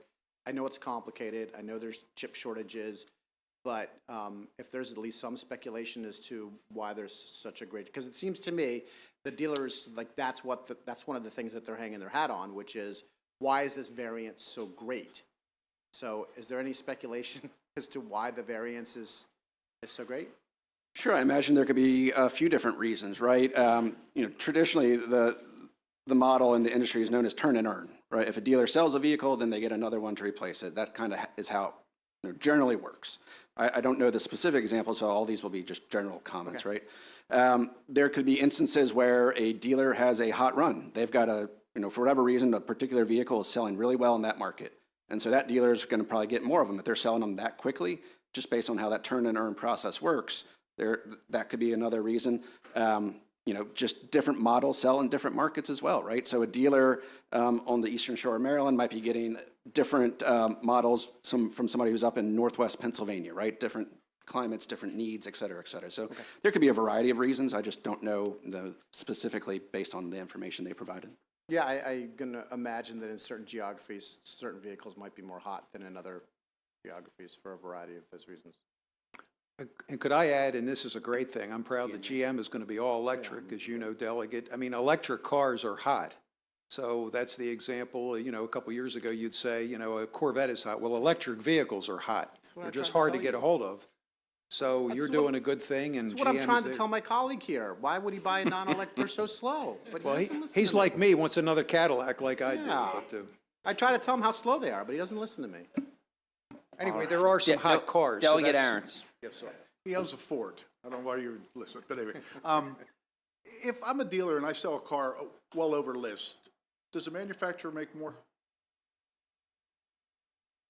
No, the manufacturer sells the vehicle to the dealer, and then the dealer is the one who sells the vehicle to the consumer, and the dealers will be very proud to tell you that the manufacturers do not sell to consumers. That's the dealer's responsibility. So the ultimate sale price is set by the dealer. Okay, and back on the theme that the vice chairman had, we've seen these bills year after year after year. Why aren't you two groups talking? I mean, you negotiate contracts all the time. You know these are coming up. Why are we having to get involved? Why isn't this handled? I made that point, and the subcommittee chair, asked me about it, but this bill, again, being honest, this is Mr. Fitzgerald's bill primarily, and they could have reached out to us, and they didn't, with all respect. It's not the sponsors. But you know it's coming. Why aren't we? We didn't know like, I've been around a long time. Mr. Fitzgerald usually has a bill or two a year. Honestly, we didn't know which version he would or wouldn't put in. We usually deal with the trade association, which is well led by Mr. Kitzmiller, who speaks for all dealers, so it's a little different. When I have something in a bill that I know is going to cause problems, I try to address it. That's what I'm saying. But it's not our bill, with respect. I mean, they're the But you know- proponents. You have an idea what they're going to come at you with. I would try to preempt that, but thank you very much. I understand. Delegate Queen. So I guess I just want to ask a follow-on question that Delegate Frazier-Dago mentioned. So you mentioned there's various reasons for the differences and what may be allocated. Could be what you said, the churn and earn kind of reason. Why would that be hard to just tell the dealers that's why? I think what we're asking for, or what I understand we're asking is, give us an explanation as to why there are those differences. Is that an unreasonable request? No, I think our concern with the language in the bill on the allocation section is the presumption against the manufacturer. I think all of our members would say that, of course, our allocation is reasonable. It's really that presumption language, that third paragraph, yeah. And to be precise, Madam Sponsor, the section that I, teed off on, if you go up 3 or 4 lines, to be honest, I think I can speak for my client. The most benign part of the bill is lines 14 to 17, which is what you're asking about, which is provide a reasonable explanation. That is the most benign part of the bill. Delegate Adams. I actually think Delegate Queen asked the question. The rebuttable presumption, or the thing that you have to go into court, that's the jurisprudence part you were talking about, Paul. And proving a negative in a court of law, I assume, is very difficult, if not downright impossible. I would assume you would agree with that. I think it's like guilty until proven innocent. It's crazy. Yeah. If I'm going to go into court, I'm going to be the plaintiff. I have the burden. I have the burden of proof. That's how it works in the United States of America. It's crazy. I completely agree with you. Okay, Delegate Howard. That's not how it works here. Unfortunately, we've seen legislation that's directly contrary to that. So so they're ordering their own inventory, correct? So they'll place an order. So they're looking at market trends and these type of things where they're ordering and going, okay, yeah, I want 10 blue F-150s, 5 white F-250s, whatever, right? So they're doing that type of ordering through you, and you're fulfilling those orders. Correct. So they're making decisions based on market trends, based on their areas, as far as sales, histories, future market trends, historical market trends, pickup truck sales based on their area, whatever it is, and they're placing inventory based on that information. I can't speak for how every individual dealer places It's their orders, reasonable. but generally that, if they place an order with the manufacturer and the manufacturer allocates vehicles across the country depending on, those, what's available from the manufacturer to the dealer, et cetera. Okay, thank you. Could I just add the other Nope, thing? we got your answer, sir. Okay. Okay. You're right. All right, we will go to virtual. Unfavorable, Chris Grimaldi.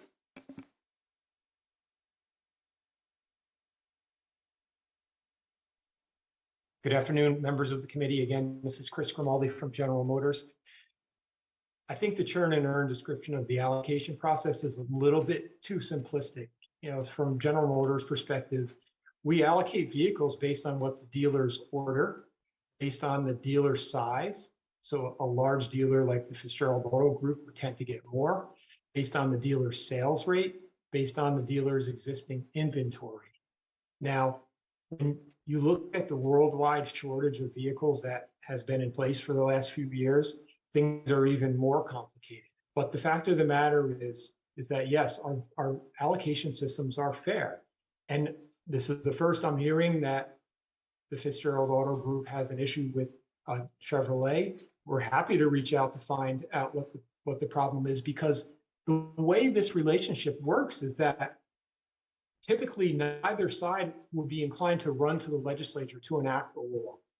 So you have all sorts of dispute resolution forums, including just sitting down and talking to your regional people, the people above them. We have arbitration as part of our contract. And also, you may bring this to a court of law. But as Mr. Taberzi has stated, when you go to a court of law, the plaintiff has the burden to prove, to subpoena our records, to subpoena our computer system and see how it's being done. This is why I think this is a one dealer bill. We don't hear from other dealers about a problem of unfairness. Mr. Fitzgerald and the Fitzgerald Auto Group has done these what I call one-off bills before. In 2020, he had a problem with Volkswagen being too slow to approve one of his sales. A law was enacted. Finally, the fact that other states have enacted similar law just shows the political strength, in my opinion, of auto dealer associations to peddle this false premise to legislators who are naturally inclined to protect their constituency. For these reasons, I express a negative position. Thank you. Thank you, sir. That concludes this witness list and House Bill 955. Next, we'll go to the final bill for the day, House Bill 1193, Delegate Hornberger. Delegate, if you have a panel, you can bring it up and start when ready. Thank you, Mr. Vice Chair. You saved the best for last. We did. For the record, Delegate Hornberger here on HB 1193, Consumer Protection Motor Vehicles Right to Repair. Just to preface this bill, this is a nationwide issue, and if you support folks want to come up, go ahead. And it's playing out now mostly in state courts. Probably the most poignant example would be in Massachusetts, where through via ballot referendum they passed right to repair. Some of you are familiar with this concept. When you purchase something, you would think that you have the ability to repair it yourself. And should you feel not comfortable repairing itself, you could take it to someone of your choosing to repair it. However, as we know, vehicles have gotten tremendously more complicated over the years.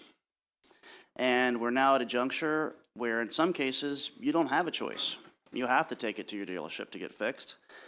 And as we all know, monopolies can lead to price increases. So some of these owners of vehicles are now seeing an excess of a 30% markup that you would see taking it to a normal maintenance or repair shop. You're going to hear some talk about MOUs. There was an MOU to address this because it's been a problem now for over a decade. However, that MOU between the auto manufacturers, dealerships, and the smaller repair facilities is not aging well. And specifically, it did not address what we call cloud telematics. Cloud telematics are explained a little bit more in the fiscal note, but just giving the simplistic approach to this, cloud telematics are information that are sent from the vehicle via the airway, via indirect. They're sent back to the dealer, and then the dealer is able to use those to send in indications. If you have an app, some of you that have newer vehicles, that says, hey, you need to come in for maintenance. Something's wrong, something's astray. Well, most of your smaller outfits that do repairs don't have access to those telematics. And it's another way to monopolize the repairs that are happening on the vehicles. You're going to hear some talk about security concerns and bad actors and things like that, but that's not what this panel here is looking for. They're looking for purely maintenance information. The vehicle manufacturers have the ability to bifurcate between what is daily use records, where you're going, all that sort of personal information, and pure maintenance information. So that's what we're looking to get access to. This is a pro-business small bill, as you will see in the conclusion there, the fiscal note. And this is actually an extension of the Attorney General's Office of the Consumer Protection Division. I will point you to their testimony where they say, basically we're happy to protect the consumer and help out here. However, if you were to move on this bill, we'd like to have an additional staff person with that level of expertise. So with that, we've got a very large panel. I know it's late in the day, so I'll just move it on to them and ask for a favorable report on this bill. Thank you, Mr. Vice Chair.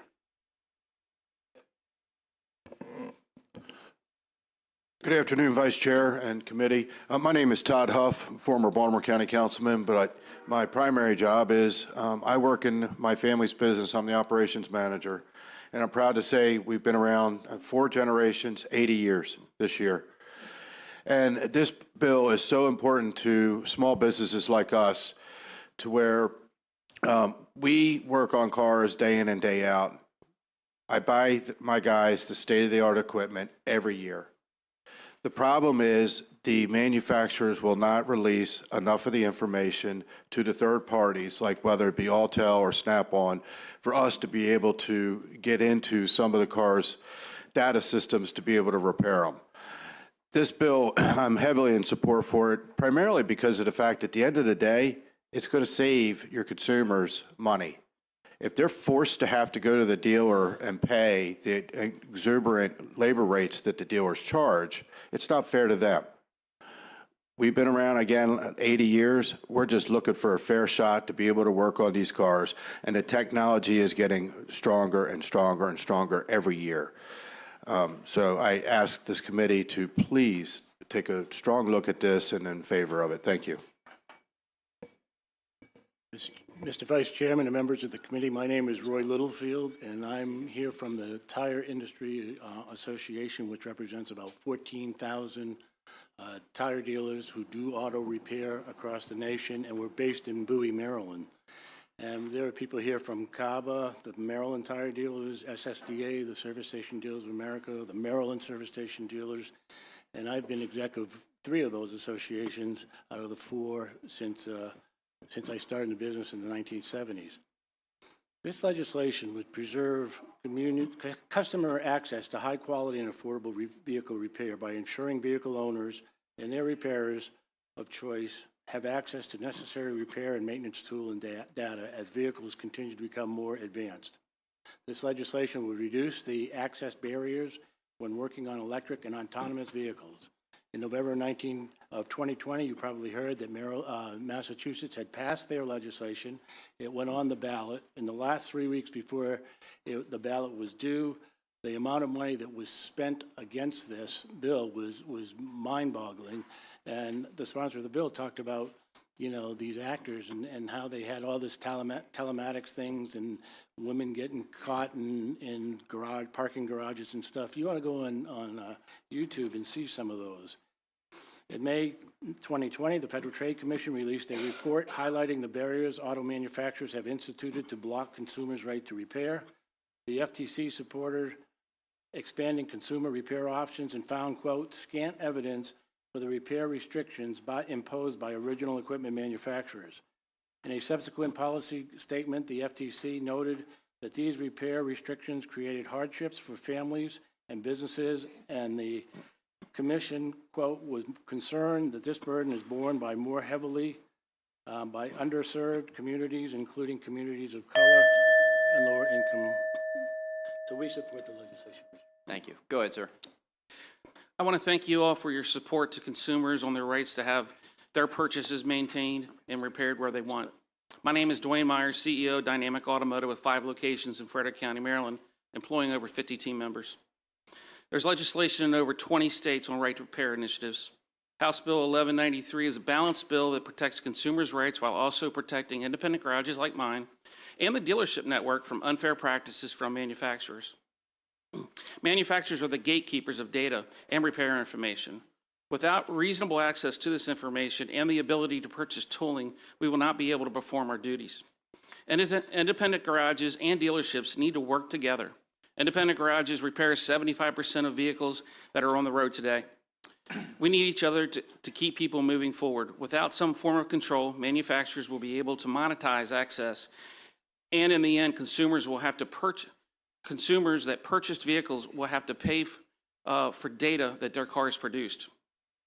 In the past, we have been denied access to programming certain modules, not because we don't have the proper tooling or training, but because we were not allowed on that communication network. We have also had to send vehicles to the dealer because the tools were not available or on back order and there was no other supply for them. This doesn't happen often, but it does happen, and without protection, it could get a lot worse. House Bill 1193 protects the rights of consumers to choose who they take their car to. It allows the independent garage the ability to keep helping its community and its customers. Thank you for allowing me to speak and your consideration to help protect Maryland residents with their second largest purchase, their vehicle. Once they buy it, it should be theirs, and it should be their decision where they get it fixed. Thank you. Mr. Vice Chairman, members of the committee, my name is Tim Hollinshead. I'm a 4th-generation auto mechanic, and here on behalf of the Chesapeake Automotive Business Association. Located in Baltimore County, my family auto repair business has served the public since 1939. I'm here today to urge you to consider the favorable passage of this Rights to Repair bill.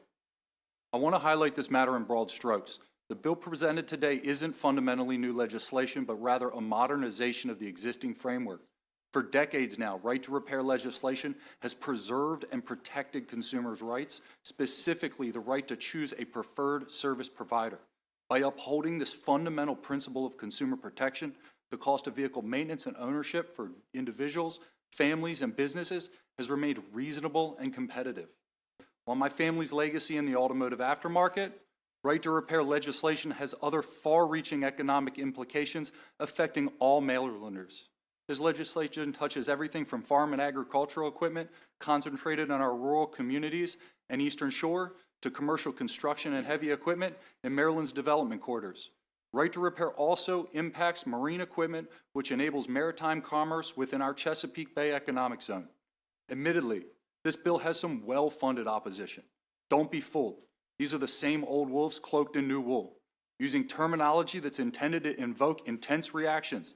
These organizations attempt to shroud the public from their true motive and intent. Core to this is reducing the number of service providers and restricting consumer choice. We know unequivocally that right to repair legislation promotes fair competition in the marketplace.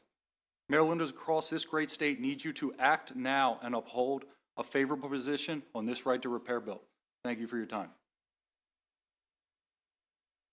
Thank you, Vice Chair and members of the committee, for the opportunity to testify here today. My name is Roy Littlefield, and I am Vice President of Government Affairs for the Tire Industry Association. TIA is represented in all 50 states. We have 14,000 members and 350 members here in Maryland. We are based in Bowie, Maryland. We have also submitted testimony for the record. Right to repair remains a top issue for our members, and for today's tire dealer, about 60 to 80% of their business is now auto repair. The reality is cars are computers on wheels, and our members need to connect to these onboard computers to diagnose and to repair them. Luckily, consumers aren't feeling the pinch of this yet, and that's because the average car on the road right now is 12 and a half years old. So most of our members can still work on these cars and still repair them. But the reality is car dealerships can't handle the volume, and they will traditionally charge more for repairs than an independent shop. Consumers deserve to have a choice. As a personal example, last week I was at a dealership here in Maryland and I had to bring my car in for a recall notice. The service manager was taking calls on the phone and letting consumers calling in know that there was a 10 to 14 day wait to get an oil change. I just had an oil change at my local mechanic yesterday and I called Monday for that appointment. This is options that Maryland consumers still need. Last summer, I had a similar experience up in Maine where I was on vacation. I had an emergency repair. I called the dealership up there. It was a 3-week wait. Luckily, I was able to find a local repair shop that was able to fix it. Without legislation, Maryland vehicle owners will have fewer repair options, face longer wait times, and pay higher prices when they repair their vehicle. Maryland has the opportunity to lead the nation on the automotive right to repair issue. Thank you for your consideration, and we urge a favorable report. Good afternoon. My name is Robert Wilson, Sr. I've been in the business for over 48 years, in business on my own for 43 of those years. I've served as the president of the Maryland Tire Dealers Association and the CABA Association. And I've seen a lot of things with cars, and everybody's been talking cars here today for a long time. But one thing I think everybody should be noticing in their own personal cars are all of the lights, bells, and whistles and sensors and all those things that are going on. We have things in our mirrors that tell us that the cars are on our side. We have things in our tires that are telling us our tires are low or overinflated or even flat. We have all kinds of sensors that are going on. We have electronic power steering at this point. We have electronic transmissions at this point. You turn a little knob instead of manually changing the gear shift. All of these things are running through computers. All of these things require somehow or another electronic service to that vehicle in order to repair these things.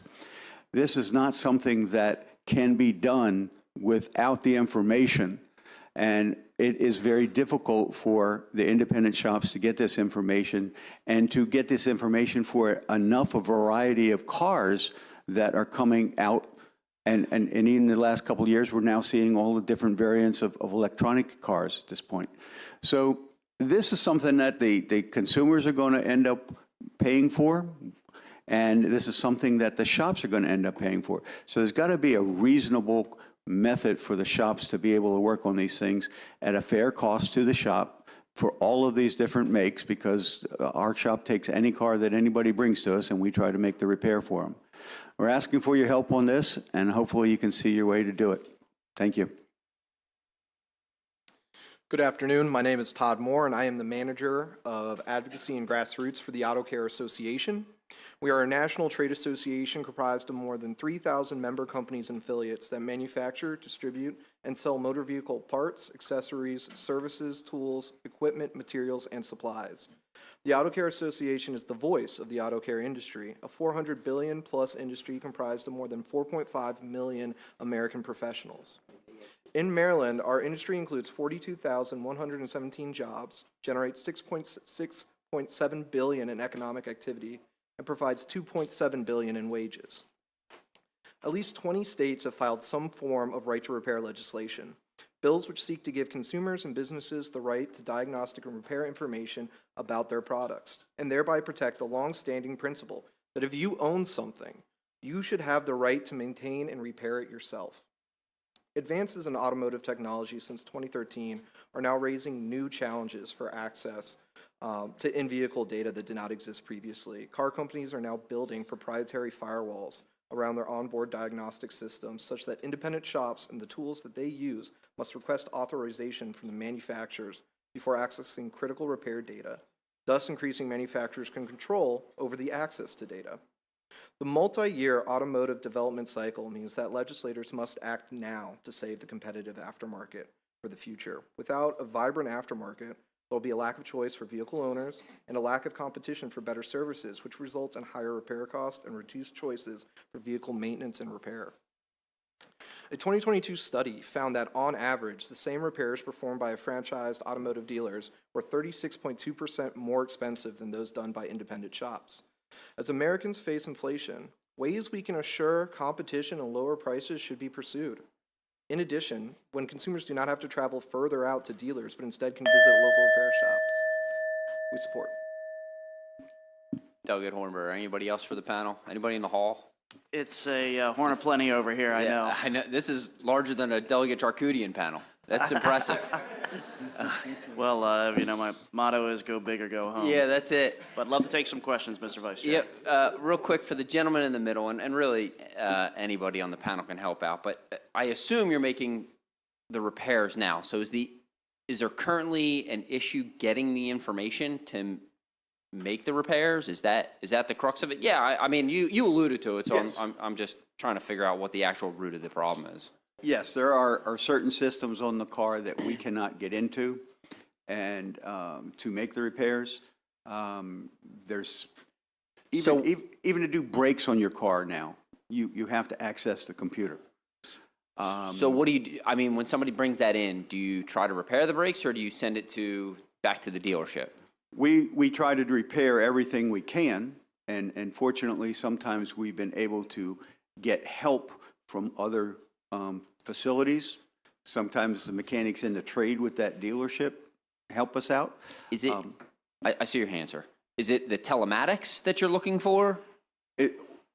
That is part of what we're looking for, yes. Okay. And you got to be able to access that in order to make these repairs. Okay. I mean, cars will come in there completely blank on the screen, their monitor in the car, and you got to figure out how to get into that and get them to work. In addition to the telematics, what else specifically are you looking for? Well, we need to see a reasonable cost to getting that for all the different makes of cars. Right, but I guess my question is, what other information? I understand you want the reasonable cost, right? And you're just trying to obtain the information for whatever price. But I'm saying, besides telematics, what else are you looking for? Well, the things like tools and stuff like that, we can get those to do it. There is a need for more education within the state to help out training. We're basically having probably 100 engineers design a car, and we're having a guy that we're lucky, hopefully, will have a high school education to work on it. And the electronic training is a big part of it at this point. Okay. Somebody has to be able to do the electronics. Okay. Delegate Frazier Hidalgo? Thank you. Thank you. To follow up on the Vice Chair's question, are you having a problem with proprietary parts? We do have problems with proprietary parts. There's so many little things on a lot of the new cars. I'm talking usually about from 2015 on. Proprietary diagnostic equipment as well? That has to be, This is for anybody that you're wants getting a computer that will access into the OBD2, and that has to be constantly updated in order to access that. For the delegate, so does this bill include proprietary parts, proprietary computer systems in order to access? Yeah, it involves access to those, so the ability to purchase them. Okay, and then does this also, I mean, all this conversation has been about automotive. Is there anything in this about computer proprietary issues on computers, mobile phones? What about farm equipment and industrial equipment? Is that in the bill as well, or is this strictly automotive? Yeah, so this bill here particularly just refers to automotive. So just the automotive industry. Are there any other states doing anything similar, and where are they? Yeah, so Massachusetts is probably the biggest example. There's also legislation at the federal level, at the House of Representatives, that's bipartisan, that mirrors this language. Just for edification of the committee here, I'm involved with SEMA, and I believe they've submitted testimony as well, and maybe on virtual. They're a nationwide or global organization that does aftermarket, and they assisted us with the drafting of the legislation based on feedback from their members. Like aftermarket, third-party parts? Yep. Okay. And then lastly, since this is all about car manufacturers, is there a particular manufacturer that is particularly guilty Yes. or suspect of these practices? And which Yes, manufacturer would that be? We made multiple references to the MOU. The manufacturers, for the most part, have opted into that MOU. However, some of the newer companies, which would include Tesla, Rivian, and Lexus, are not participating in the MOU. Thank you. Thank you, Mr. Chair. You got it. Okay, seeing no further questions, that concludes this panel. Next, our next panel will be Kirk McCauley, Andreas Heiss, Bruce Bariano, favorable. You got a fever? No, I'm just kidding, just kidding. Ralph Schisler, Ken Kwasny, and whenever you're ready. Mr. Chairman, members of the committee, Bruce Bariano, we are in favor of this legislation, and I have, Mr. Chairman, testified many times in favor of bills. And I appreciate it, though. I represent LKQ. I've been representing them for about 15 years, been before this committee, for those of you that have been here for quite a while, for a long time. It's an international company which has a tremendous footprint in the state of Maryland. We've been here about 20 years. We have 11 facilities throughout the state in Baltimore, Easton, Edgewater, Glen Burnie, Elthorpe, Jessup, Mount Airy, Queen Anne's County, and Williamsport, excuse me. And we are in the aftermarket parks business, as well as cash and carry, going to facilities, as well as selling parts that have been dismantled and are available still to be used. With me is Andreas Heiss to my right, who's going to speak. Came up from Florida, and he's my boss, so I hope you'll listen very carefully. Thank you very much. Good afternoon, Mr. Chairman, members of the committee. Thank you for giving me the opportunity here to testify in support of House Bill 1193. As Bruce mentioned, I'm Andreas Heiss. I'm the Government Affairs Manager for the Northeast region of LKQ Corporation.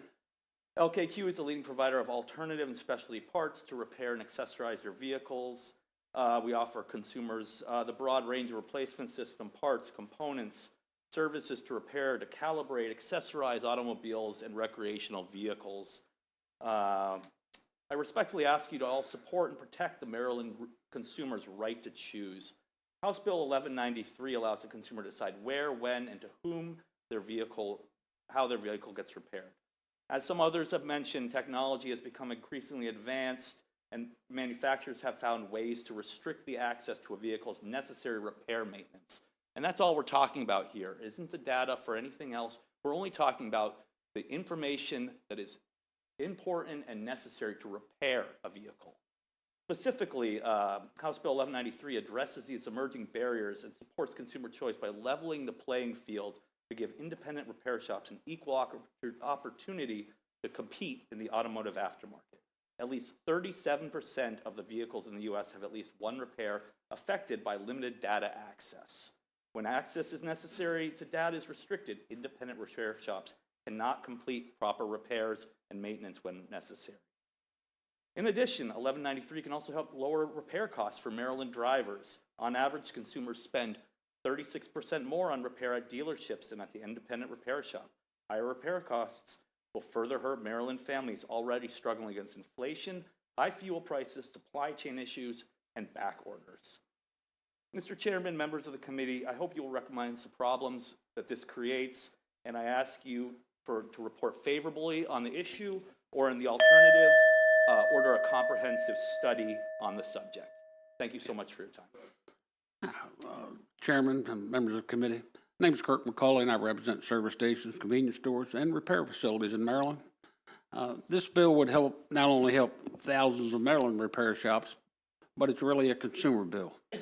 It lets the consumer take that automobile to wherever they want with the confidence that they can access information that the manufacturers have closed off to them.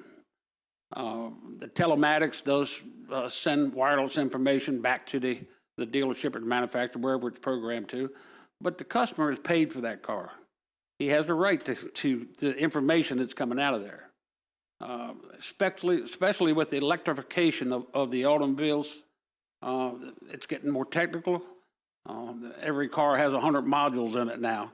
The electrification is going to go along smoothly. It'll take a while, but we need access to that information.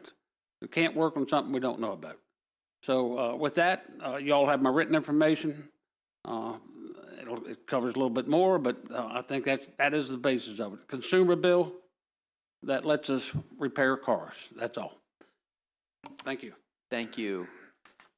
Seeing no questions, that concludes this panel. Next, we will go. Thank you so much. Yep, appreciate you coming all this way. Next, we'll go to the unfavorable in person, Josh Fisher, Bill Kress, and Pete Kitzmiller.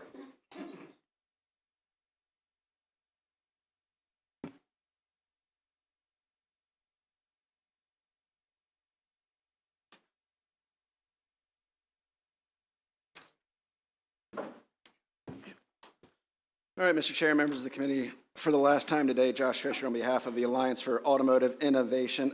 We're here to request an unfavorable report on House Bill 1193. You know, it seems from the testimony we heard that the premise of this is that independent repair shops need a law to ensure that they have access to the tools and information to repair a vehicle. We just fundamentally disagree with that premise. And that's because automakers already make that information available. The national MOU was mentioned. It's been in effect for almost a decade. There is a dispute resolution process involved in that national MOU. It has not been triggered once. So if there is real issues accessing tools or information from the independent repair shops, there is an option available to them and has been for 9 years, and nobody has taken advantage of that. So our conclusion would be that the national MOU is working well. And it was also mentioned that there's 20 right to repair bills across the country. As you know, there are digital right to repair bills, there are agricultural right to repair bills, and if you read those, especially the digital ones, automakers are exempted out of that because we reached an agreement with repair.org several years ago because they recognize that the auto MOU is the gold standard. It is the one that everybody else wants the other industries to follow. So we, again, fundamentally disagree with the premise that the information is not available. It is, and it has been for over a decade. And since the other side mentioned telematics, I will say that the national MOU also said that any telematic information that is available to the dealers is also available to the independent repair shops for the service and repair of vehicles. So I will end my testimony there and request an unfavorable report, and thank you for your consideration. Thank you, Mr. Chairman, members of the committee. Bill Kress here today on behalf of the Alliance for Automotive Innovation. We had the chance to have a couple meetings with the sponsor of this bill and try to get at exactly what the issue was.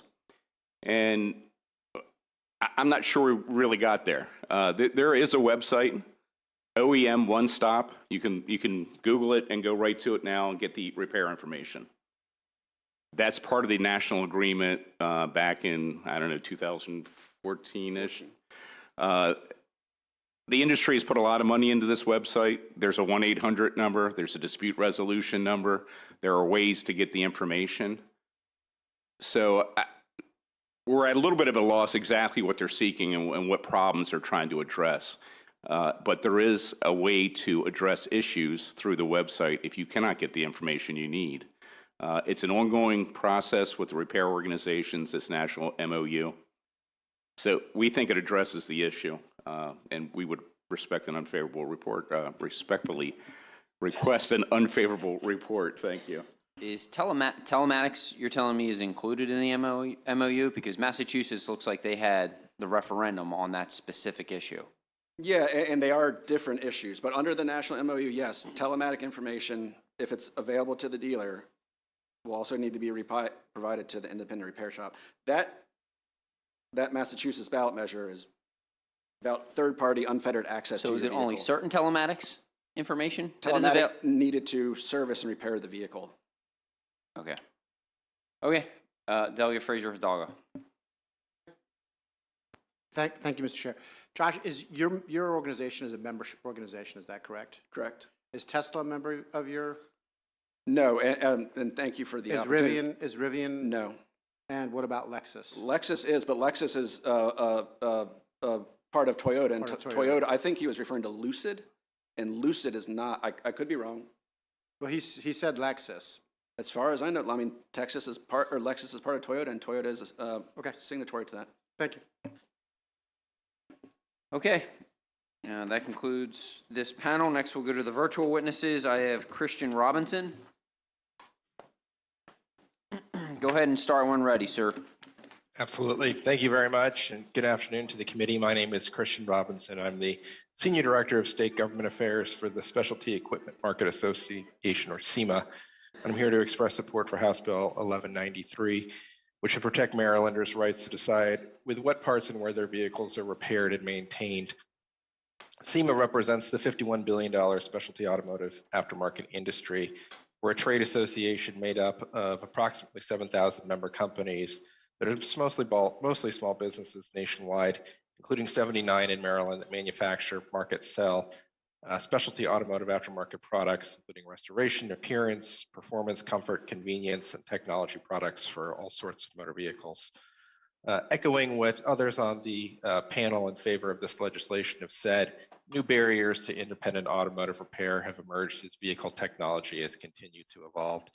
While many aftermarket businesses and consumers rely on access to diagnostic data through an OBD2 port, they also need access to telematic data and diagnostic information that is wirelessly transmitted directly to vehicle manufacturers.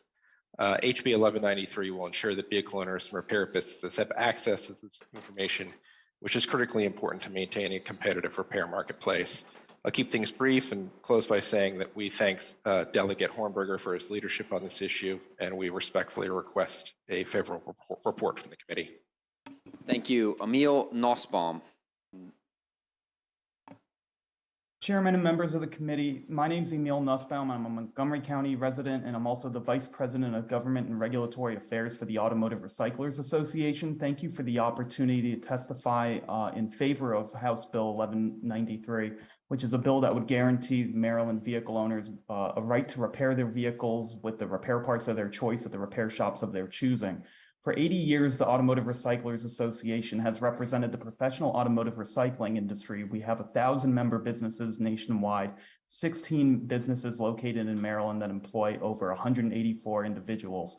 These businesses are located in Baltimore City, Baltimore County, Montgomery County, PG County, Carroll County, and Queen Anne County. Our members are in the business of acquiring end-of-life total loss motor vehicles. They will then take the suitable parts that can be used for repairs, and then they will sell those to vehicle owners, in many cases 50 to 60% cheaper than new original equipment manufactured parts. Oddly enough, our association and our membership, Auto Recyclers, we are an exception in the automotive industry where we are actually a carbon negative industry because we are reusing motor vehicle parts and putting them to their highest and best use.